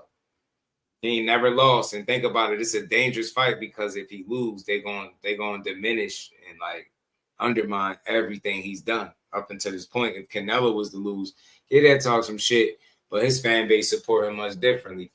People like, I watch people make some negative, very negative comments about Crawford, and I don't even hear that shit about Canelo. So it's like, if Bud lose, they gonna say, see, he wasn't that good. He tried to be great, bit off more than he could chew. You know, he ain't never fight nobody. That's what happened. You'll just say it's gonna be so much negativity and rhetoric coming from a loss that it's not even gonna make any sense. It's gonna be nasty work. You're gonna think Bud Crawford was nothing, the way people are gonna talk if he lose one fight, even if it is to a first ballot Hall of Famer when he retire in Canelo. You know what I'm saying? People don't care. They still gonna toss him. So, you know, like I've been saying, man, there's several reasons why I would want that man to win. But he put the work in too, though. You know what I'm saying? You know, he want this shit, and I think he represents the sport the right way. He always had, kept his nose clean, and that's crazy that in the sport where people are getting caught up left and right, thinking they slick, we rather, instead of, you know, appreciate him as a clean fighter, we just throw him in you know, throw him right in the fire with the rest of the people. So it's crazy to me. But let's keep going, man. Let's keep going, man. Let's get to this this build from SOG and Roy. Good conversation. I just like listening to these and reacting to them in real time, because you always get really good insight from these fighters, bro. They get real good insight. You know, everything Andre Ward do literally is gold. Like, his interviews always good. He asks really good questions. They always flow. Always great energy. You know what I'm saying? He's a dude that I'm glad is doing interviews. Andre Ward. Yeah, Porter had a really good breakdown, bro. Really good breakdown. Killer Man said footwork, reach, shot placement, timing, combinations, killer will, ring general, speed, and stamina, overwhelm Canelo. It's a hell of a list of things, because I'm telling you that's everything you wrote. That's something that I think Terence Crawford possessed. Everything. Won't get diminished at all, losing to Canelo and take away from everything he did. I mean, maybe not to you, David, and maybe not to me, but I'm already hearing it too much. Like, yeah, well, his legacy gonna be tarnished if he lose, especially if he get knocked out. I hear it. Motown, my dog, was good with it, homie. So it's like, I'm glad you said that, you know, because it just let me know you more of a genuine boxing supporter. You know, losing to the absolute best is no it's no shade or slight there. Like, it's life. You know what I mean? Not saying losing is cool, but like I said before, man, if you go and take an L, it better be to one of the best fighters in the world. That's for sure. You gonna get your beat, you know. Where is this side? I mean, Canelo got a little bit of rep to protect as well. Because it wouldn't bode well for him if he were to lose to Bud, especially with the demand that people have for the David Benavidez fight. Because then it would turn into, look, see, this is what happened. You ducked David Benavidez, you got your ass whooped by a guy who came up from 147. Talk about it. And Canelo, he already had this in mind before the fight was made. You know, he's saying it was a lose-lose situation for him. Right.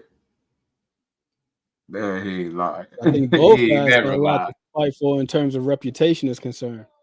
Yeah, he never lied. That's what they gonna do for sure. That toolbox, yeah, he got a real tool bag, and I hope he go in that joint and kick his ass everywhere yet. That's the one I just pulled out. My bad, y'all. Let me get this up. Yeah, but SM and SOG had a nice, cool sit down, man. On the cool.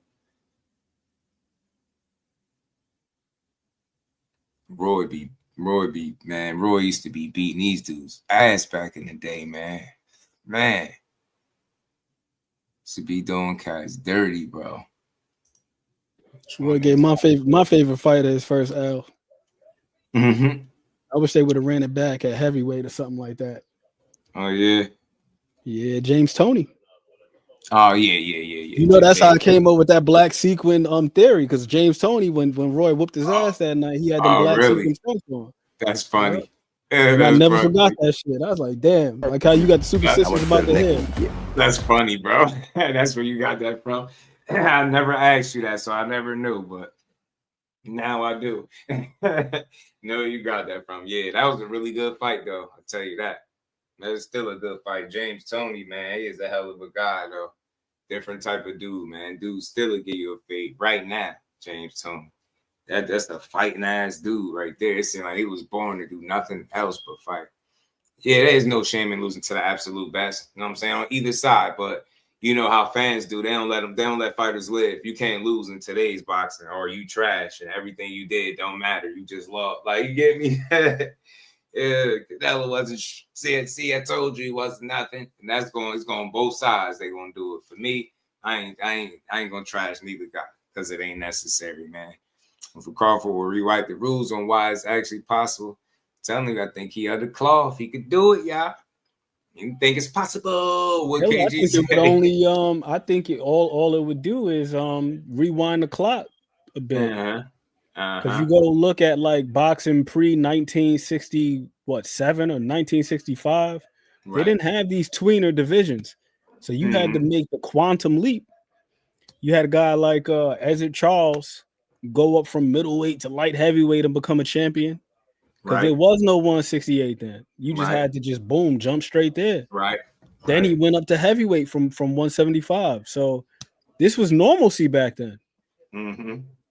They claim that they made these other, the tweener divisions, the juniors and supers and all that other stuff, to increase fighter safety, so folks would have to cut less. But I think it's just a ploy.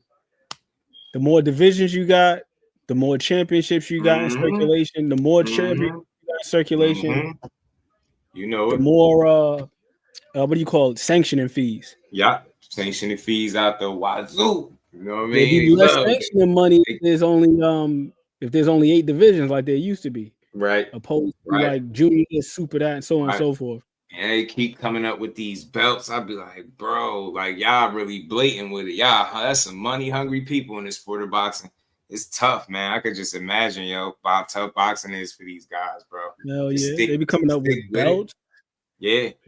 What, a couple years ago they put that division in between heavyweight and cruiser. What the hell is that? A bridgerweight and shit. Like, what the fuck is a bridgerweight? Shout out to my guy, man. He was telling me a story, and he was telling me how a fighter was the B side, but was being told that they was the A side and being like screwed over out of money. I'm like, that's nasty work, bro. Boxing is full of, man. Damn, that's crazy. You wonder why people do it their way, man. Shout out to my brother Mike Kirkland back in that super chat. I said 2 of my all-time favorites, Tony and Roy Jones, got dogs with their names.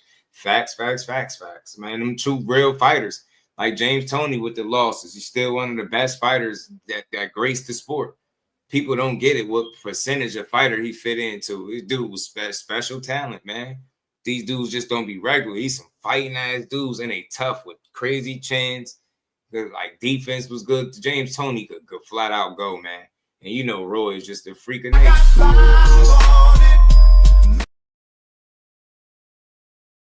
Shout out to Mike Kirkland, man. Some room for Bud, but the weight would be too much for him. Fighting quads, what it do, fan? I feel you. Look, I'll say this. I'll give you something to think about fighting quads. Roy Jones felt like it ain't really going to be the issue. I heard Andre Ward say it. Matter of fact, we're going to get to this. Let's get to it, man. Y'all hit that like button. We're going to keep building. Me and Roy don't always agree. But one thing you will get is a Hall of Fame. Just in case with that damn music. Rogers. So, baby, let's get into it, man. You know where I'm going with this first topic. I want to get into the biggest fight in boxing. Me too. Canelo Alvarez and Terence Crawford. That's why I said they should enjoy this one, man. Y'all know I do these live streams different, bro. I'm the reaction king, the clip king. This is what we do. We had some fun. I'm gonna give y'all my breakdowns, but I'm allowing y'all to hear breakdowns from people that's more qualified than me. So if I can't get the interview, we gonna bring the interview to y'all. You get me? You know what I mean? Let's go. At Allegiant Stadium. As the fight gets closer, we're gonna get more in depth about the X's and O's and what each guy needs to do. But when you first hear about this fight at a high level, how do you see this fight playing out? Well, when I first hear about it, Dre, I like a lot of things about the fight. I agree, like Mike. that Bud took his time when it beefed up early because he knew it was coming. So when you got time to get ready and get right, that's a big thing. You can't take nothing away from Canelo. Canelo has been there for a while. Great puncher, great boxer puncher. If Bud can take the punch, which we're pretty sure he can do, we'll have a good fight on our hands. I think that's what we all been saying, right? Take that punch, we got a good there fight. are several ways for Bud to win it, but one way for Canelo to lose it. I ain't gonna disclose none of that, but that's just my thoughts. We'll do that as we get closer. Exactly. Yeah. But do you feel comfortable saying who you think the winner gonna be? No, I'm not gonna say I'm gonna feel comfortable saying it because I like both As guys. in Charles, talk to him, when you got man. two guys of their caliber, you can't really count either guy out. You know that yourself. That's a fact. Bud is a champion. That says True, a lot. Roy. That's true. And on top of that, I mean, Bud Ron, is still it's hungry. true. He had his number, bro. Canelo did his thing too, but I don't know if he got that hunger still left in him. You understand me? And that's what I think, that's the only thing that bothers me. If he's still hungry, then we're in for a good night. But if he's not hungry, it's gonna be rough. Yeah, I agree, man. I know it's gonna be a great fight, and it's not a lot of matchups in boxing that you can guarantee a great night. Like you can guarantee it's gonna be a great fight. Without a question. And I say that because just following both guys throughout the years, they both got the intangibles, the stuff you can't see unless you know what you're looking at. The stuff, it ain't an X and O thing, it's here, right? Like it's that stubbornness for greatness. Like Canelo, though he's had some mishaps, he's had some draws, he's had some losses, I feel like if you ask Canelo what happened there, he's got a perfectly good reason why that happened. Exactly, that's everybody in boxing. Right. He don't have a definitive loss per se. I mean, Bivol, but he can still say, I moved up in weight. Yeah. Or, no, I thought I won that. He hasn't been like beat up ever in his career. Now, Floyd dominated him, and to a degree, Floyd beat him up to a degree from a boxing standpoint, not like, bloody, but just frustrated him, had too much skill, all that stuff. So I feel like even though Canelo has had some mishaps, the confidence is still there because I got a good reason why I had a couple of draws and I had a couple of losses. For Terence, he's never been turned away as a professional. He's never been beaten. And we don't have a blueprint on how to beat him. At all.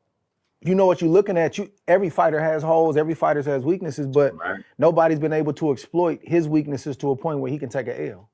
So for me, it's a dangerous fight for both guys. People think the danger is just going Canelo's way to Crawford. No, they're both dangerous, and I think both fighters understand that. And it's not even the skill stuff, it's this.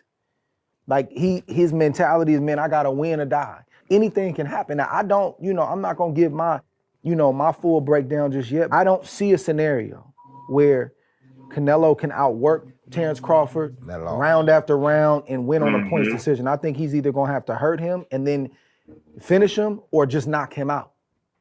And I think Terence Crawford obviously can win on points. He's more active. He's gonna be throwing more punches. And here's the thing, bro. He can also hurt Canelo. Yeah. And when you hurt somebody, you don't always see a visible leg shake. Fighters are resilient. They'll poker face that thing, and you'll never know. But both fighters got to respect the other person's power. And like you said to me, I've never heard Andre Ward hate on a fighter in my life. Like, I don't know if this could be deemed as hate. I think he's just giving his opinion. I don't think that's hate. I don't think there's no reason for him to hate. Look how I can see if he wasn't great in his own right, but he was great. Like, this man ain't lost a fight since he was 12 years old. I just don't see the incentive there to hate, right? That's why people enjoy hearing him speak, because he's an honest guy with real assessment, hunger, logical, real that opinion. Hunger has to be there. We know Bud keep that hunger because he want to win. I double tap that screen, man. Let's keep liking that. Hit that like button. Support the build. And I think he still does. I mean, to what degree, you got to see when it gets rough. But I think he still has that. I think he still has it. Okay. If he has it, it's going to be we in for a great night. But they both going to need it. Of course they are. September 13th, they both going to need it. Of course they are. And no matter what the fans say, no matter what we say, they both know that. Of course. You know, as this fight gets closer, we're gonna get more into the, punch for punch and X's and O's. But I like talking about everything surrounding the fight. When you saw the fighters around each other interacting, when you saw the press conference, people say, oh, who won the press conference? I don't think nobody wins a press conference, but you do get to pick up on some things. What did you pick up when you saw the press tour? What I picked up on was that. I agree. I know people have fun. I think it, no disrespect. I think it's view farming when people be doing that. Oh, who won the press conference? This one did this, and then not that much didn't even happen.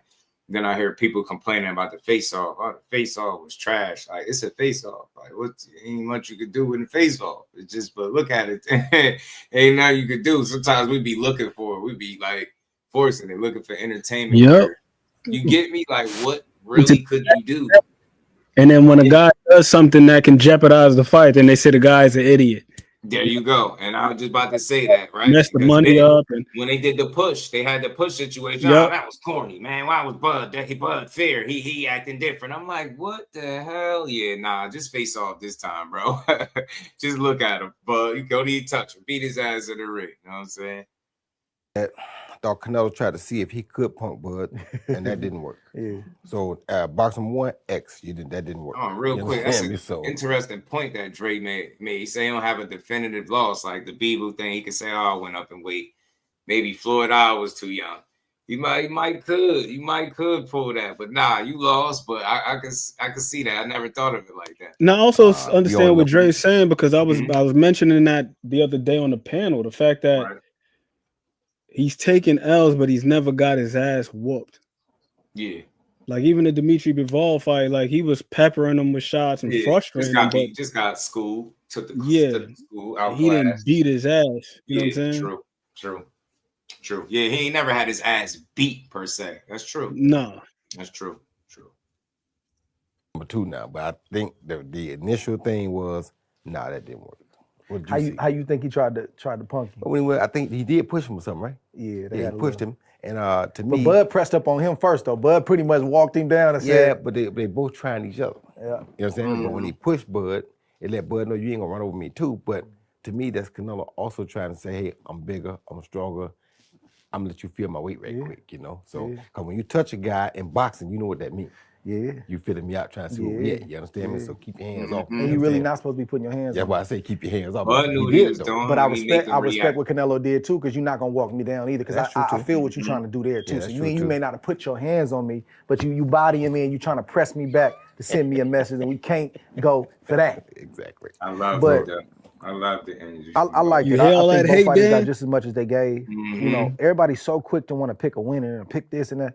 Man, when you got skill set at this level, when you got this level of stubbornness, when you got this much experience, when you got dudes that haven't been turned away either at all in Terence Crawford's or in Canelo's case very often, crazy. You can't pick a clear-cut winner. Canelo in that first fight, I think he beat him that night gonna tell the story. But going in, we all gonna have our favorites and the way we think, but we never know until we see. Because like you say, if Canelo come out that thing hungry, it's gonna be a tough night. On September 13th, we'll change boxing history. 154-pound division, junior middleweight, to fight Majimov. And a lot of people had a lot to say about that performance. Then he says, okay, I'm going 2 more weight classes. I'm skipping 60 and I'm gonna meet you at 68. What I know about Bud, and I don't have no numbers or no personal knowledge from that standpoint, but Bud gets big in between fights, right? Some of it is just, normal fat because you eat what you want to eat, but some of it is muscle. And I don't think people realize how much he's been boiling down to make 40 and even 47. So now people are seeing him and they're like, oh my God, he's so big. And really, I'm just not having to boil myself down. That's all it is. I can eat more, still train hard, but eat more. How much of a factor is the weight going to be in this fight? I don't think the weight is going to be a factor at all, mainly because what you just said. When you, especially for him, when you have to boil down to 47, he's coming from 75 or 80. He going to have to boil down to 68 now. You understand me? Because I'm sure he went above 68 before he started training. So it's like, when you got to boil down to whatever, you still boiling down. That boiling down process, your body understands. Once your body starts to realize or understand what you're doing, your body knows where to go right away. You understand me? When you see your opponent, your body knows right then where we go. You understand? So your body's like, when I would get to a press conference, like before the fight started, like the initial press conference we have, the initial press conference. He said, you know what I mean? From that day. That's why I be playing these, so people can hear from the I don't even want professionals. Because my body knows, oh yeah. It's work time. You feel me? Yeah, I'm so transformed. and his body knows the same thing. So the fact that this time, it ain't like when I went up to heavyweight, he's actually got to boil down to super middle. That's what else people don't know. I had to go up. I had to eat and lift my way up. Yeah, and that's crazy too. And then he had the nerve to come all the way back down. But the only thing people could say is, oh, he got knocked out. He did this. I'm like, man, he's Roy great. He always will be. Just like Canelo is, to make 68. You understand? That's a different ball game. That's a different animal. Now, he may not put on as much as Canelo would put back on, but he's going to put on a little bit. Yeah. I think it's going to be a factor, but I don't think it's going to be the factor. No. I think Terence he's going to feel it. He's going to feel it when they get inside. He's going to, I think, feel it when the punches land. When he gets a certain reaction, he may not get that reaction at least early from Canelo. And that's not just because Canelo has a sturdy frame or he's bigger, but Canelo's got underrated defense. Right. He don't move his legs a lot, but it's more from the waist up, right?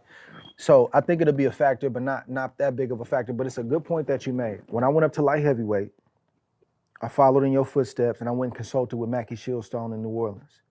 And Mackie, he's got the experience, but he's also working off of the science too. Right. He says, first time I ever heard about a DEXA scan. He said, you got to get a DEXA scan. Went in there, and that tells you bone density, body fat, all the stuff. And I kept telling him, I'm like, man, I'm going up to 75. I'm going up to 75. He said, you're not going up to 75. You're still cutting weight. He said, he said, you see the DEXA? You're 188. He said, you're cutting to make 175. And it just, I just sat there for a second. I was like, dang, you right. Exactly. He said, see, this is why I play these, man. Just think about that and this weight that they talk about. And like, it's just, that's why it might not be a factor. You're not going up in weight. You're just not losing as much. Exactly. And he put it in perspective for me. And that's the same exact thing that's going on with Terence Crawford. I don't know what he weighs, but if I had to guess, I think he for sure high 70s. I think he mid or high 80s. Maybe even high. See? So is he really going up? You get what I'm saying, Adam McQueen? Is he really going up? Or is he this shit might be the greatest Jedi mind trick? High 80s, mid to high 80s. So it will be a factor, but I don't think it's gonna be that amount of factor. But what about the punching power? Because I'm watching some tape this morning, right? And I'm just looking, I don't think Terence Crawford gonna stop hitting hard all of a sudden at 37, 38 years old. He's not. The thing about it is, what people fail to realize is, it's about technique. That's you a can fact, punch, Mike. and you know this too. He when you can challenged punch, himself. it don't matter how much you weigh, you can punch. See, what they don't realize is, when I fought John Ruiz, I still was 26 pounds lighter than him. Yep. You understand me? Hit him on the button. But the punching power shocked him. You understand me? Then you go back, Holyfield fought Lennox Lewis. He fought Riddick Bowe. He fought all those big guys. Went up to heavyweight, but those big guys had he's the some respect for anytime him. you bug can Because go up. of the punching power, he was able to get their respect because he had technical punching power. Not just by luck, or not a guy who just could box, but when he went up in weight, his technique went out the window. No. Facts, when your Ron. technique go up with you, you're gonna stay powerful. And that's what I think will happen here. Now, Bud has never been really known, well, neither one of them truly have been really known as one-punch knockout guys. That's what people don't realize. Canelo has not been known as a one-punch knockout guy. Yeah, he got two. The kid from Texas who was suspect chin, and Khan, who we know was 3 weight classes up and ain't been known for the best chin. But them the only 2 guys he got with knockout punches, one shot. Everybody else has kind of been accumulation if he knocked them out. True. You understand? True indeed, bro. And Bud, the same thing. Bud got maybe 1 or 2 one-punch knockouts, but most of them are accumulation. So neither guy, to me, has been known for having super punching power. But if Bud has his extra weight on, his punching power might increase with the weight. Mine did. If he keeps the weight on right. Yeah. See, Royce said mine did. So man, see, this is the conversation never ends, man, because it's so much shit to consider. Unless you just think you got all the answers in your assessment. But man, I like the different breakdowns and just different questions that make you think. Like, is he really going up? You get me? Like, is he going up to 68? Because the kind of dude just explained it to Ward. Like, yo, you're not going up to 75. Like, is he going up or cutting less? You get me? Like, he just cutting less, man. Blood ain't really going up. He just cutting less. That link I dropped right there, bro. That's to there's a documentary. What's the name of it? It's called The Sweet Science. It's the Roy Jones documentary. I dropped the link right there. Yeah, you know, on this mode, it won't let me click it. That's why I asked. You see them little excerpts they were playing when they were talking about Mackie Shellstone? Those are clips from that documentary where they chronicle Roy Jones's entree to heavyweight and how he put the weight on, and they go through the whole process. Got it. I got it now. Part 1 and part 2. Got it. Part 1 and 2. Okay. Or Jones is Sweet Science, but that's something I'm gonna check out. I could watch that when I jump off. Let's keep going, y'all. Hit that like button, double tap the screen. Let's keep building. Forget the weight. Start talking about the skills. Let's pay the bills. Bug gonna beat his ass. D-Mac. Yeah, you probably missed it. We've been building on it for a while. But the question is, just, you know, which everybody's asking, and Terence is gonna have to answer definitely this. pay the bills Can and he we take rocking Canelo? That's what I said. That's the first thing we got to figure out. Can he take that shot? Because, yeah, you could do it in 16-ounce gloves. When I did it in 16-ounce gloves sparring. It was different, but I was like, okay, yeah, I can deal with this. But when you get in that heavyweight fight with them 10s, it's different world. And that 10 scrape that chin, now you find out what the real facts are. You feel me? Come on. The head ain't there no more. That's 10 scrapes that chin. You know? Now you find out what the truth is. So, and that's why I say there are a lot of questions that are going to have to be answered on that night. No matter how much we sit and go back and forth, no matter how much the coaches and the trainers go back and forth, the questions are really going to be answered right there in that square. Because he got to be able to take his punch, and he got to know how to fight him. Simple. That's the main 2 things. Can you take his punch, and do you know how to fight him? Because, like you said, that riddle has never been solved. Still trying to convince the world, but he is way up the way. So, can you take his punch? Can you do what nobody else has done? Can you solve that riddle? I don't even get it at this point. What type of mindset does Bud have to have to want to jump up there? And what type of mindset does Canelo have to say, man, I'm facing a dude that if I beat him, they're going to say he was too small. But he's dangerous enough to beat me. So they both got 2 different mindsets when they said yes to this fight. Yeah, they do have 2 different mindsets, but Canelo, right. If he loses, they're going to say you lost to a smaller guy. But this smaller guy, bad man, is the only guy to ever be undisputed champion in 3 weight classes. I think and that makes him a special little guy, a great little guy. And man, style, how we calling the guy that's looking bigger little anyway? Man, he ain't little at all. People just ain't seeing it right. You hear me? This ain't no ordinary small guy. That's right. You understand me? When John Ruiz lost to Roy Jones, he didn't lose no ordinary small guy. You understand me? So if you lose Canelo, you're not losing to an ordinary small guy. So you better take that in mind before you even think like that. You understand me? But on the other hand, if you lose, a lot of people ain't giving you a chance against Canelo anyway because you started at 135, right? But if you win, your name got to go up there with Usyk amongst the best. You understand me? Because Usyk's name has clearly risen to the top of the heavyweight chain because of what he's been able to do. That guy. You understand me? So you beat Canelo, your name going to the top of that chain too because you're gonna be the 3-weight division undisputed champ. You understand me? Canelo, if he's able to pull this off, he got to get full credit for this. He does, because he didn't have to take it. Because he wasn't calling Terence out. He wasn't trying to chase, a smaller man or nothing like that. His name kept. See, SOG. See, I echo those sentiments. You got to get a winner his credit. You got to get Canelo his credit. Got to, have to. Getting called and hating ass Andre Ward. You get me from hating ass Andre saying, "Damn, he win this. We got to give him his credit." You know what I'm saying? But I thought he was a hater.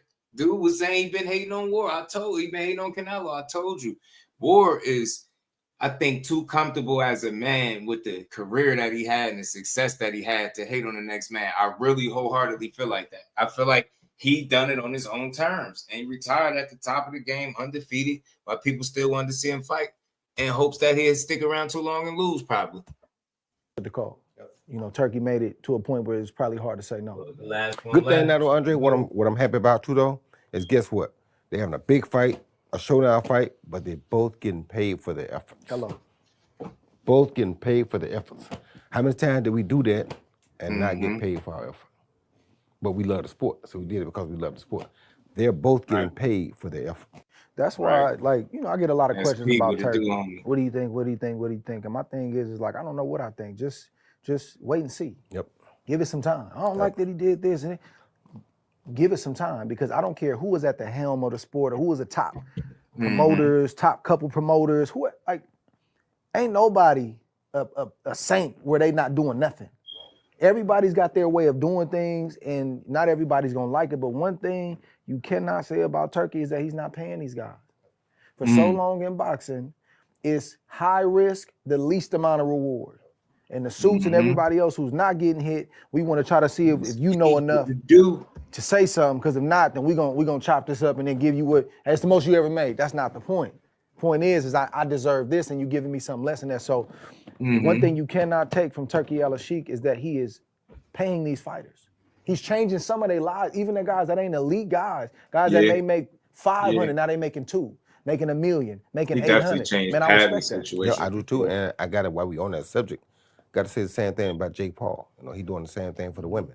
He making the women more money than they ever dreamed of making. And to see him do that, my hat goes up to not let Bud Crawford be great. When you're paying fighters what they deserve or they're giving them their just due, I got to give you credit for that. He giving them the exposure. Oh, what he said? So hold on. People that say that, what you say, Roy? Dreamed of making. And to see him do that, my hat goes off the same with both of them. Because when you paying fighters what they deserve or they're giving them their just due, I got to give you credit for that. I got to clip that too. Of course. I got to find out the people that say that, and I said this on the air. For Katie Taylor and Amanda Serrano, a lot of people, nobody wants to see him in this boxing. Those narratives start to live out there, right? But he's giving them, he's not only paying them, but he's putting them in position. And you know something funny? Visibility. Not for nothing. I've seen Andre Ward, I believe, in his stories before, and I be catching Andre Berto a lot in my stories. How I don't know why my stories come across Andre Berto a lot.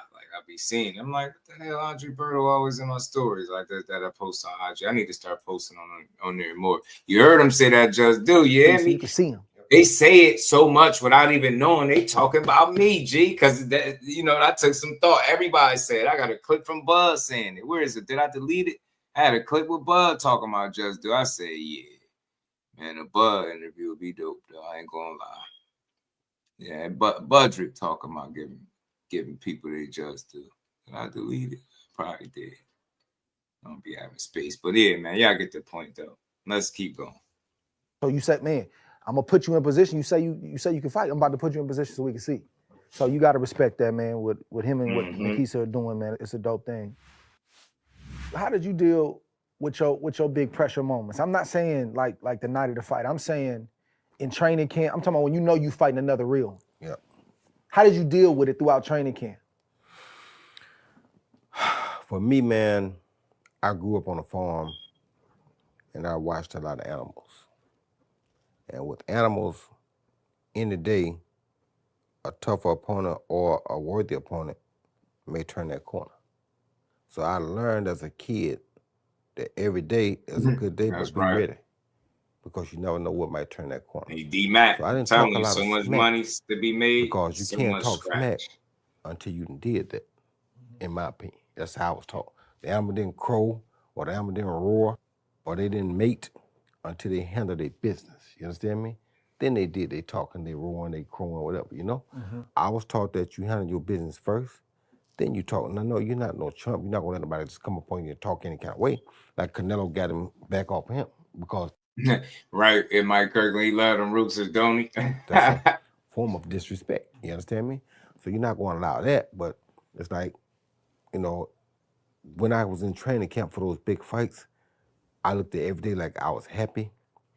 I know this is my chance to show people what I really am, who I really am, and that's what I live for. So I loved it.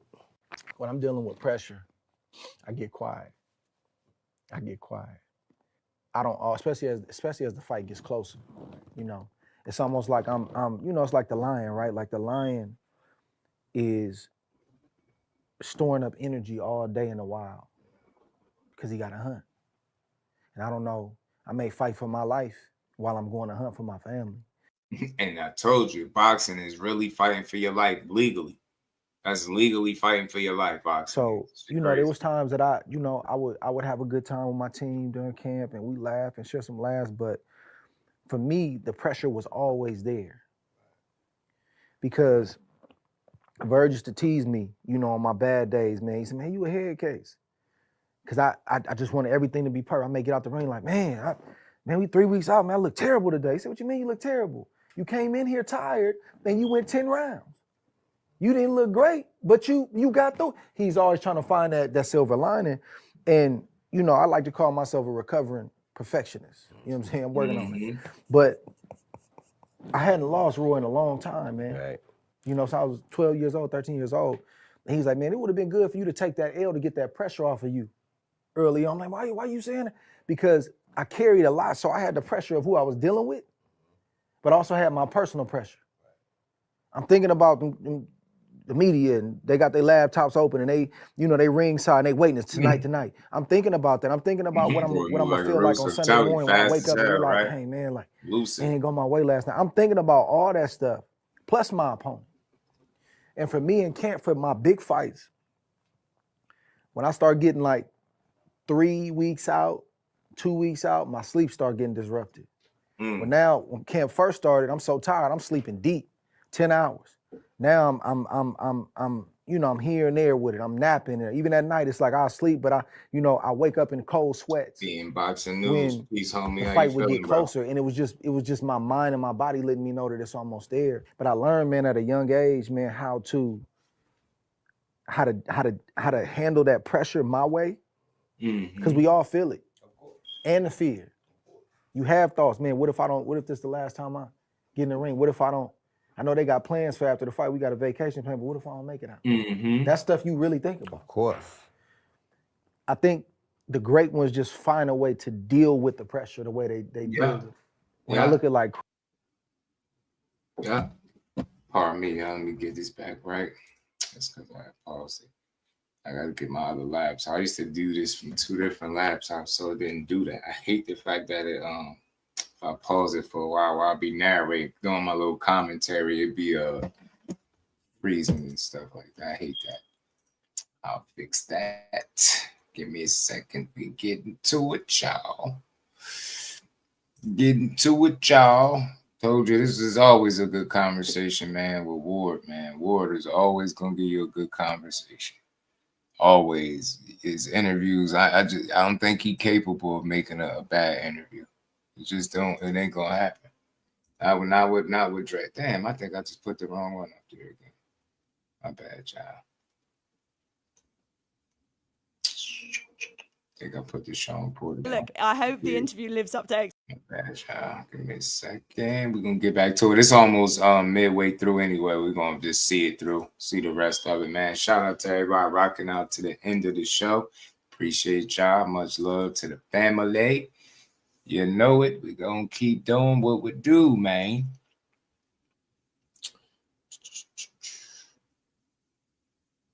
Ward ass be on it, bro. He's definitely smart. The life be on the line in that ring. I'm telling you, really be fighting for his damn life. How much better than that? Because that's just who I was, you know. So When I get an opportunity to do something that they think I can't do, I'm gone. What type of pressure you think Canelo got on him? He's been there before, but this is another battle, it's another war. No, he has a lot more pressure because it's another battle, another war. But when you think about it, if a guy from 135 come up and beat you, it's gonna say a lot of things about you to a lot of people. So he has more pressure than he would if he was fighting the monster, because the monster is bigger than him physically. So people would expect that the monster might beat you because he's bigger than you.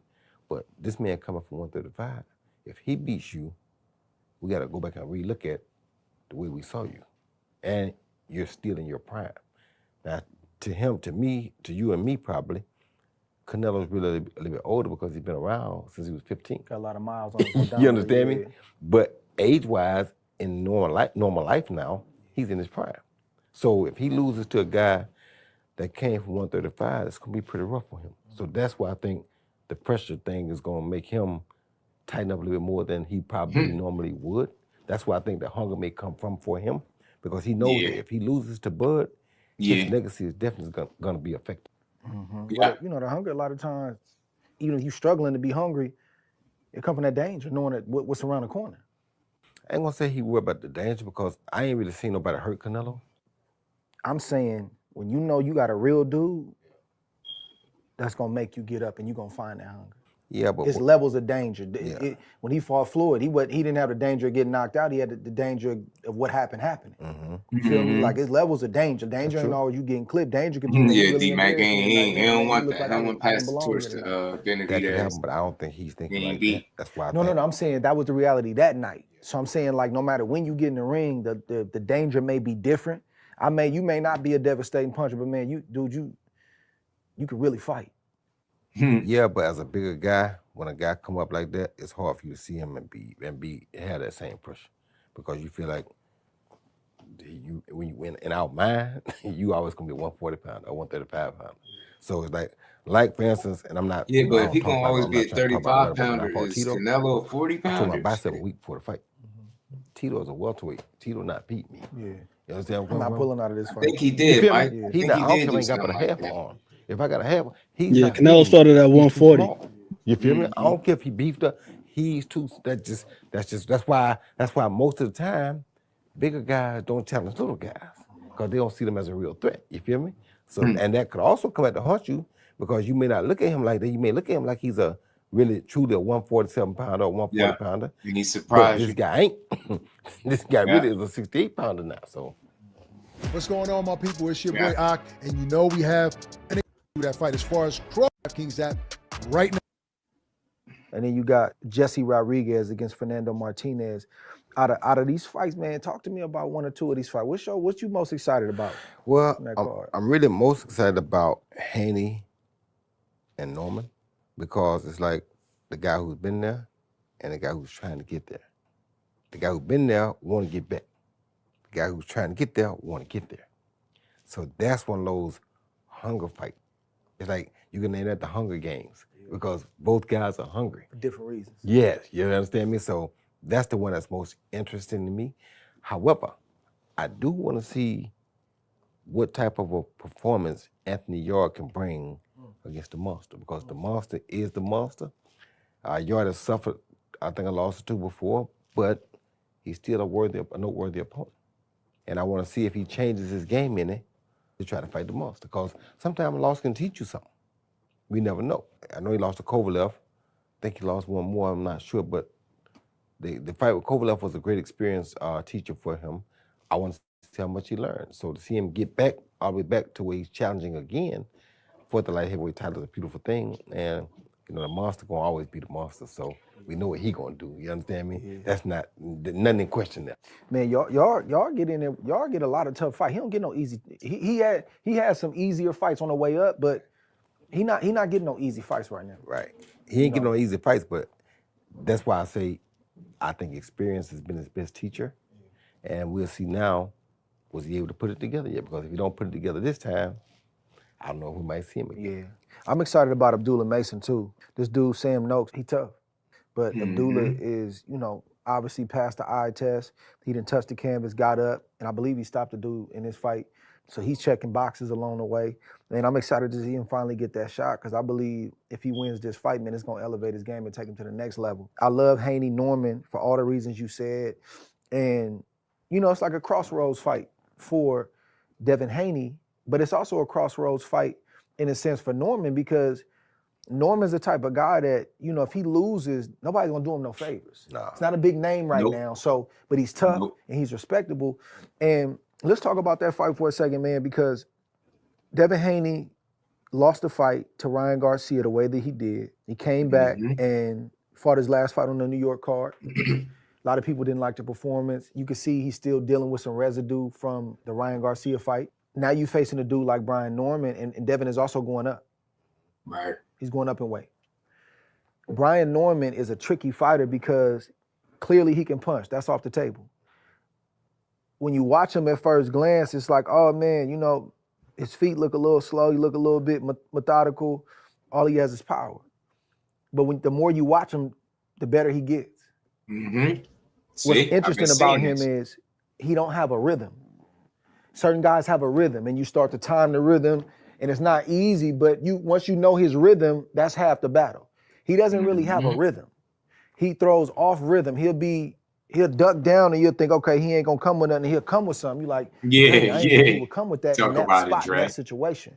How do you see that fight playing out, given where both fighters are right now? It's a tough fight, man, for both fighters. I'm gonna say it like this though. My daughter always tells me stuff, and she always say, the streets are talking. I live in Pensacola, Florida, which is a 4.5, 5-hour drive from Atlanta. I've been hearing about this kid, Brian Norman, for 5 years now. Really? You understand me? The streets been telling me about Brian Norman for 5 years. Really? I finally talked to him for the first time about 2 weeks ago. Yeah. Real guy, smart guy. Definitely guy. high praise, You Mike. understand me? Definitely. Not like these younger guys who now just out for the money or out for the crazy things and want to look good and look fresh. No. Talk to him, D-Mac. He from the old school. He want to be the best in the game at his weight class. You understand me? He's a student of the game. That's dangerous because when you take a guy, and what's so funny about it is that fight, not on the same skill level, but it's kind of like the Crawford-Canelo fight. One guy never got the credibility yet, you understand me? Because Crawford is undisputed champion, but people don't give him the credibility. People don't give him the notoriety. He's been around all these times that Floyd came back. Nobody never asked for him. Everybody's kind of like he's not there, you understand me? So he don't get the credibility that he deserves. Now is his chance to seize that moment, you understand me? This is his Marvin Hagler, Sugar Ray Leonard fight, because Marvin never got credibility until he fought Sugar Ray. You understand where I'm coming from? This is his coming out party. Even at 38 years old, it's still his coming out party. For Brian Norman, this is his coming out party. And I'm sure he's looking at it that way. For Haney on the other side, he has everything to lose, not a lot to gain, because if you lose to him, you lost to a guy coming up in the game, not necessarily in the weight, but coming up in the game. Because nobody really knows Brian like that yet. But if Brian beats you, Brian becomes a household name. And Brian knows that. So Haney has more experience. Haney probably has a little bit better skill set because he's been around a little bit longer, a lot longer actually. But this kid is hungry. So it's a fight where you got a pretty good skill level, and you got maybe not the best skill level, but hunger with a pretty good skill level. That's always gonna make for a great fight. Yeah, it's a dangerous fight for both guys. Because he got more than enough skill to get the job done, though, Norman. Even if you think Haney is more polished for Devin whatever puts reason. on a kind of performance that shuts him down. It's the boxer aesthetic. His weaknesses, and he can't get the big shot off. Aesthetic plays a huge deal in how we view fighters sometimes, and then also just the rhetoric surrounding the fighter. If you say it long enough that somebody is this fabulous boxer, then we see him that way, then we overlook certain things. I like what Andre Ward said about Brian Norman Jr. because I observed some of the same things. Like, for example, looking at his fight versus Quentin Randall versus who was that? Rohan Polanco that fought him last? Yeah. Bro. The first time I saw that fight, I was like, damn, this fight looks sloppy as hell. But then when I slowed it down, watched that bitch in half speed, I'm like, damn, Brian is doing some crafty stuff. Where he's able to get inside the reach, put the crown of his head in the man's chest, work him on the inside. I said, damn, he's doing some crafty stuff in there. Now, conversely, Polanco was struggling to get past the reach. Then when he did get inside, Quentin Randall was just tying him up. So that right there, that showed me, okay, Brian Norman Jr. has got a crafty little inside game on him to where he's able to not only refuse the clinch, but he's also able to get punches off on the inside. Right. He's like sneaky skilled. And that knockout of Jin Sasaki, if you look at the way he set it up, people say, oh, he just threw a random left hook. No, that wasn't a random left hook. If you look, he shot a stab to Sasaki's body, changed the angle. Sasaki tried to stab to his body, and then he threw the left hook where Sasaki was going to be because he peeped the way that he was coming back up when he was changing levels. Right. He was popping back up with his head on the line. So he baited him into that left hook. Like Brian Norman Jr. got some sneaky skills.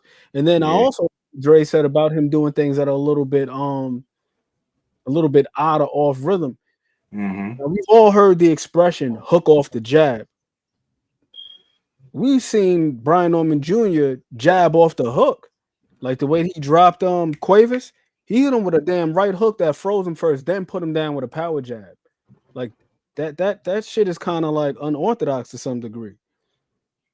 To do it in that order. Generally, the hook, the jab precedes the power punch, not the other way around.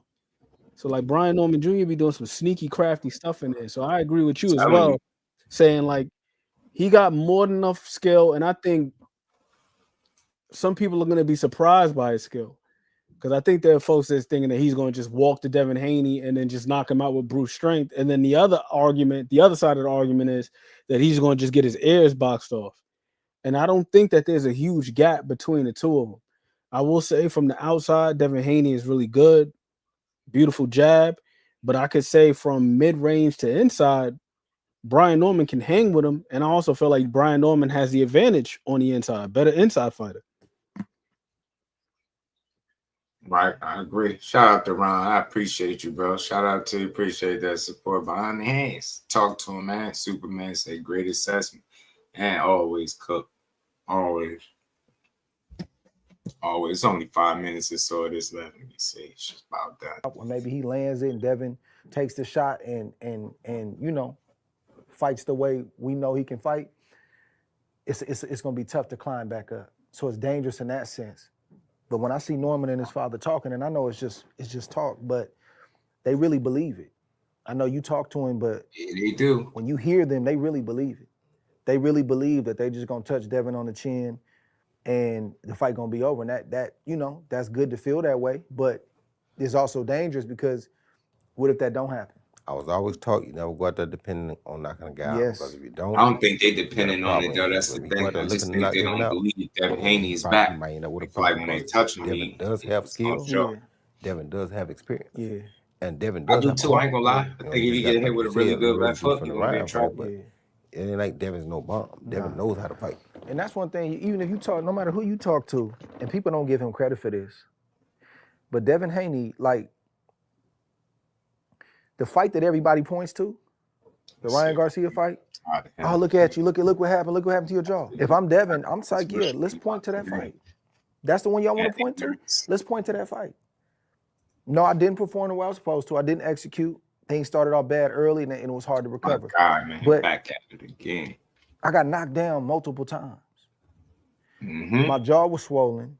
And I heard Bill say, Dev, you good? You know.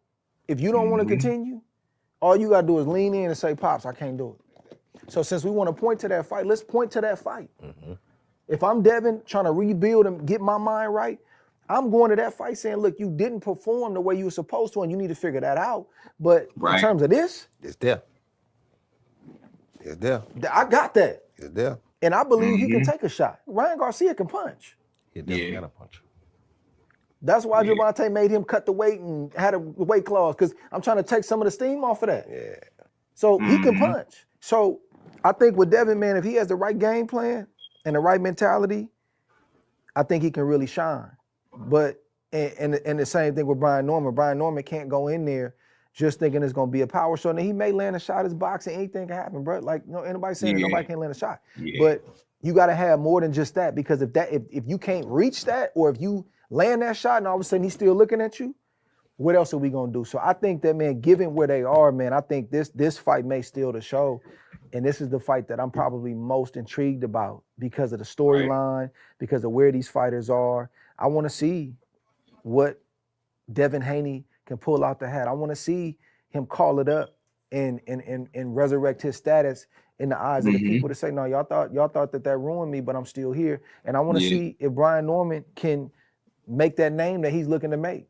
Because if he can beat Devin Haney, he's up there, like you said. Right. He's no longer going to be unknown. And the money gonna keep going up. So I think it's a tremendous matchup, man, and it's a dope card I'm looking forward to. You see Arthur bit a beef on that too? Yeah. Listen, I'm always eager to watch Arthur fight.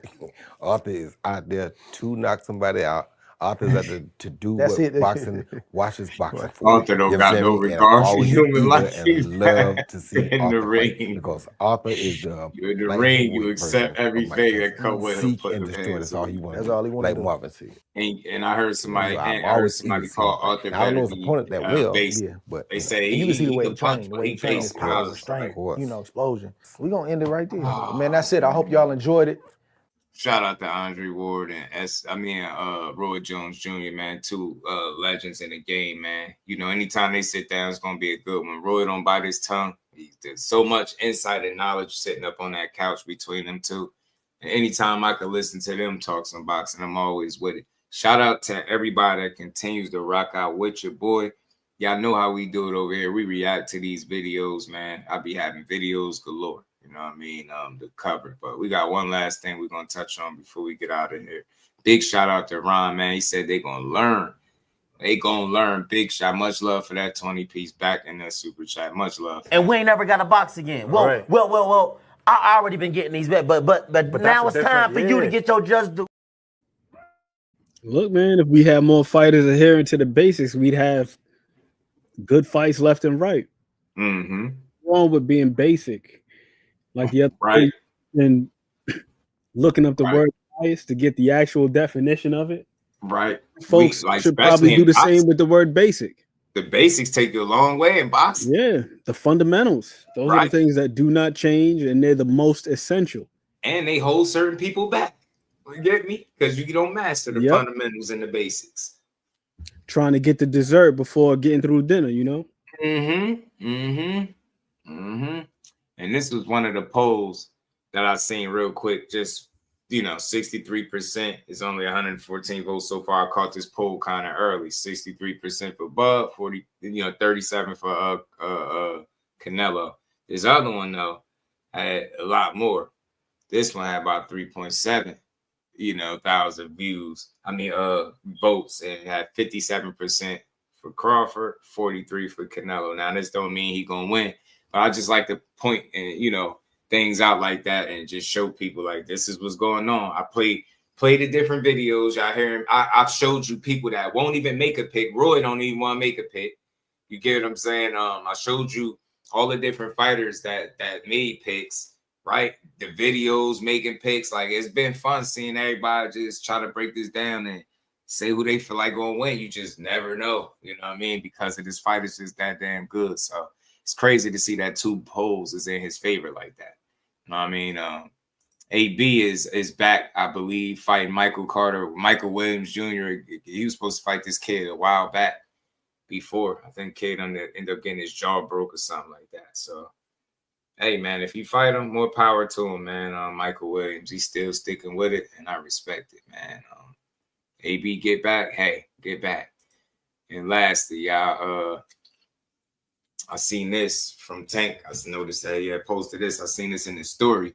This picture, I don't know if you want to say it went viral, but it got the internet buzzing when they seen him in there with a much bigger guy. And, I seen this. Hey, Jake, don't worry. He said, I've been doing this for a minute, but if we get in the ring and later I find out something in your blood, I will not stop. See you soon. Hey, yo, said Javante sparring a guy with cankles, buddy. Bring it in a real athlete. I'm telling you. So it is what it is. I mean, he's saying that about Tank bringing a real athlete, but this is who he was working with. Adrien Love being this big is crazy, bro. What the hell he been eating, bro? I just ain't used to seeing. I guess because I was always used to seeing him as being actively a fighter, but bro got big as hell, man. Stomach all big. I don't want to do that. I ain't gonna lie. If it's one thing on my body that I don't need to be crazy, is my stomach. I don't never want a gut, bro. Me personally. I know just no big ass stomach. Yo, yeah, brick baby out there. Like, bro, what the hell? The hell was that? Check clear. Get me what the hell going on with Jermell? Tank done y'all and his money retired. Yeah, I don't blame him, man. Boxing is a tough business, man. And I think it can mentally wear on you, and people don't even try to understand how taxing it could be on the brain. Just the expectations, people never being satisfied. No matter what you do, it's an issue. You know what I'm saying? He said he got damn Kwame Brown in there, a Buzz Life in there. You know what I'm saying? Reeve said he got big baby Clint Davis in there. Hell yeah, big ass dude. But hey, man, I guess let the games begin. I guess he's working, and that's cool. You know what I mean? He doing what he do, bro. He preparing, and so is Jake. You see Jake out there with Brick Baby, I said. And this is Tank. He told Jake, look, if you got some in your blood, I will not stop. So they basically letting it be known, you better be clean when you fight me. You know what I'm saying? But that's the risk you run when you play these circus games, man, because that's what this really is at the end of the day. But yeah, I thought he was referring to something else.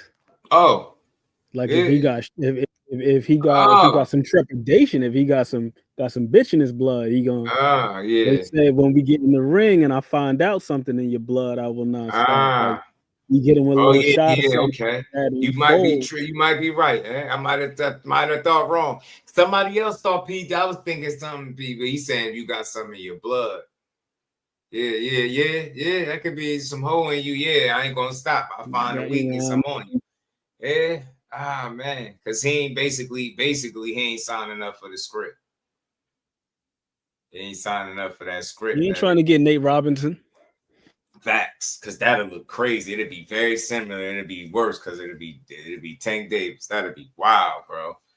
I can't see him not wanting to try, at least not try to catch him with a shot. I can't see him not wanting to do that. J Paul. Can't see him not wanting to be the one to land that kind of shot on him too. Jake always juiced to the gills. Oh no, but this is interesting. But let's see what comes from it.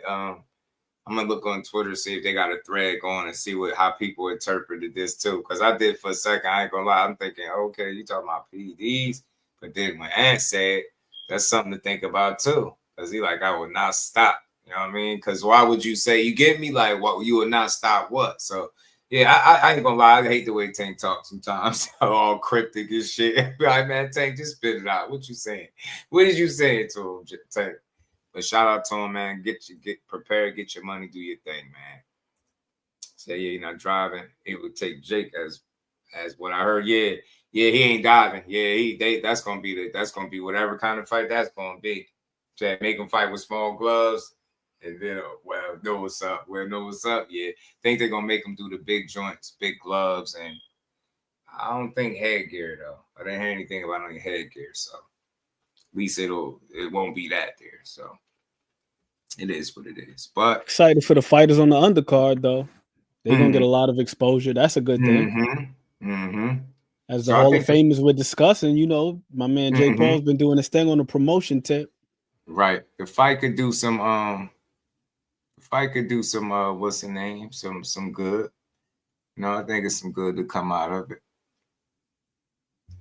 For sure I do. Big gloves, the fixes it. Yeah, it might be the big gloves because there's an exhibition and the weight difference. Al Booger, my guy, what's good with the family? How you feeling, bro?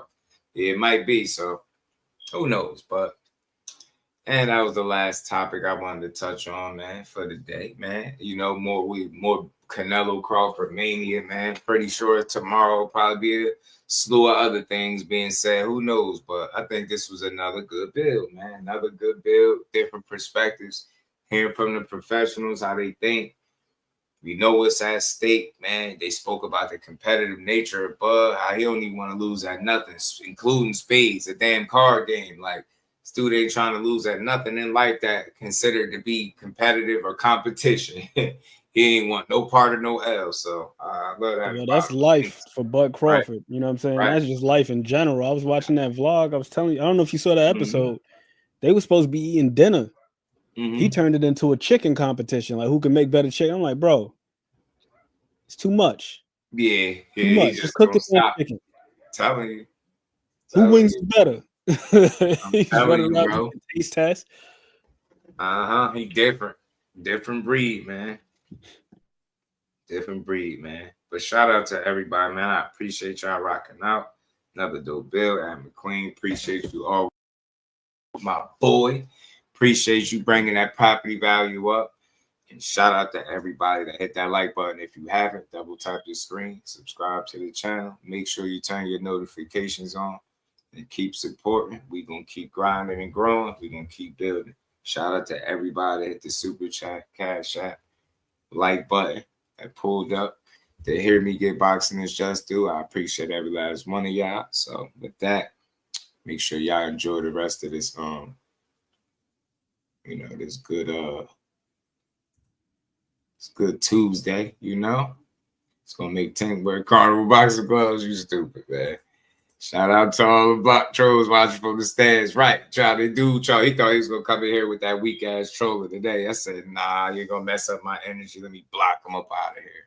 It's crazy that they won't just stay where they at. They'll keep coming here just to say I'm biased, knowing that ain't the case. Weirdos, but you know, hey, when you growing, man, you're gonna run into a few of those weird guys, man. But they ain't slowing nothing down. They just making it more fun, right? So again, man, much love to everybody. Ron, appreciate that support, homie. Shout out to my brother Mike Kirkland. Much love, man. Them big bogus joints, yeah. The Hulk mainly the sock 'em boppers, man. Tank still gonna mess around, touch Jake chin. Tank still gonna touch that damn chin. But shout out to everybody again, man. Make sure y'all go eat y'all some good food, man. Everybody that's in here, make sure you double tap the screen if you haven't. Make sure you subscribe and make sure your notifications is on. We're going to be right back tomorrow, 4 p.m. to build again, like we always do, y'all. So with that, enjoy the rest of this Tuesday, and I'll see all y'all tomorrow. Peace. Superman, my guy, and we representing Brick City, finding those levels too. Look at that 4-punch combination. It's a masterclass right now from Shakur Stevenson. That's what you're seeing. A masterclass. And Shakur meeting them with straight left hand. Oh, and there's a knockdown score with the left hand.